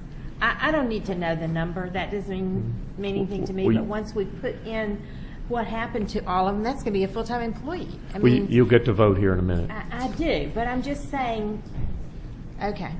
Superintendent White just clarified the process, so I think there is an understanding of the process. Well, maybe that's what needs to be looked at. So, Dr. Beebe, do you accept Ms. Bophy's amendment to just do it annually? She's going to give a comprehensive report, or we will receive a comprehensive report in January. Well, Superintendent White. Yes. And it's a one-time thing? No, not a one-time thing. I think it should be ongoing. You talking about, I'm just trying to get to, you accepting the amendment, so you just issue it once a year, or you still want it each meeting? No, I'll compromise. I'll do it annually, but that BESE, I mean, we need to be compliant with law. How do we know we're compliant with law? I'm going to assume the superintendent and the department's doing their job. I have no interest. I'm a BESE member, and I didn't get a response, sir. Okay, Ms. Hill, do you accept the second? Yeah, except, The amendment second? yeah. Okay. I'm going to ask for a roll call vote. Okay, I need the motion, because of what I heard and what I'm hearing now is not the same thing. I'm calling for a roll call. The amendment was, instead of being at every meeting, it will be for 1 year. Annually. Once a year. Annually. Same information. So we're going to get this report annually with every the number and what the consequence, what the The number, the status. status, and any dollars spent to resolve. You know, if litigation is sought, then I want to know the dollar amount. Point of information, I thought that Ms. Bophy's amendment, or I think she said it was a substitute motion, was to do this once and see what it looks like, and then decide whether we want to get another one. That's what I had in mind. Was that a substitute motion or an amendment? Well, I think you are an expert on Robert's Rules of Order, so you just tell me what you want it to be. I thought you used the word substitute. That's the word I use, And I was but gonna if there's second- something else, it doesn't. I was going to second the motion and just let it go Will you allow it to be a substitute? at that. Please. Okay, substitute motion. You going to second it? Second. Okay. So the motion is that we'll produce a report this January for the past year, and we'll evaluate that to see how we want to move forward. Is there any objection to that motion? Yes, because I just don't understand, as those who are elected body, why we do not want to know the outcome, because that's what we're elected to do. I mean, to That's what find we out. hire So why them would for. we want to do it ongoing, annually, so we can know? I mean, because we're going by the word, what Superintendent White is telling us in the department. We don't know for sure. So, I object, so y'all can, I'm getting out of here. Any objection? Hill. Ms. Hill? I'll object to Dr. Bibby, motion carries. Whoa, Nellie.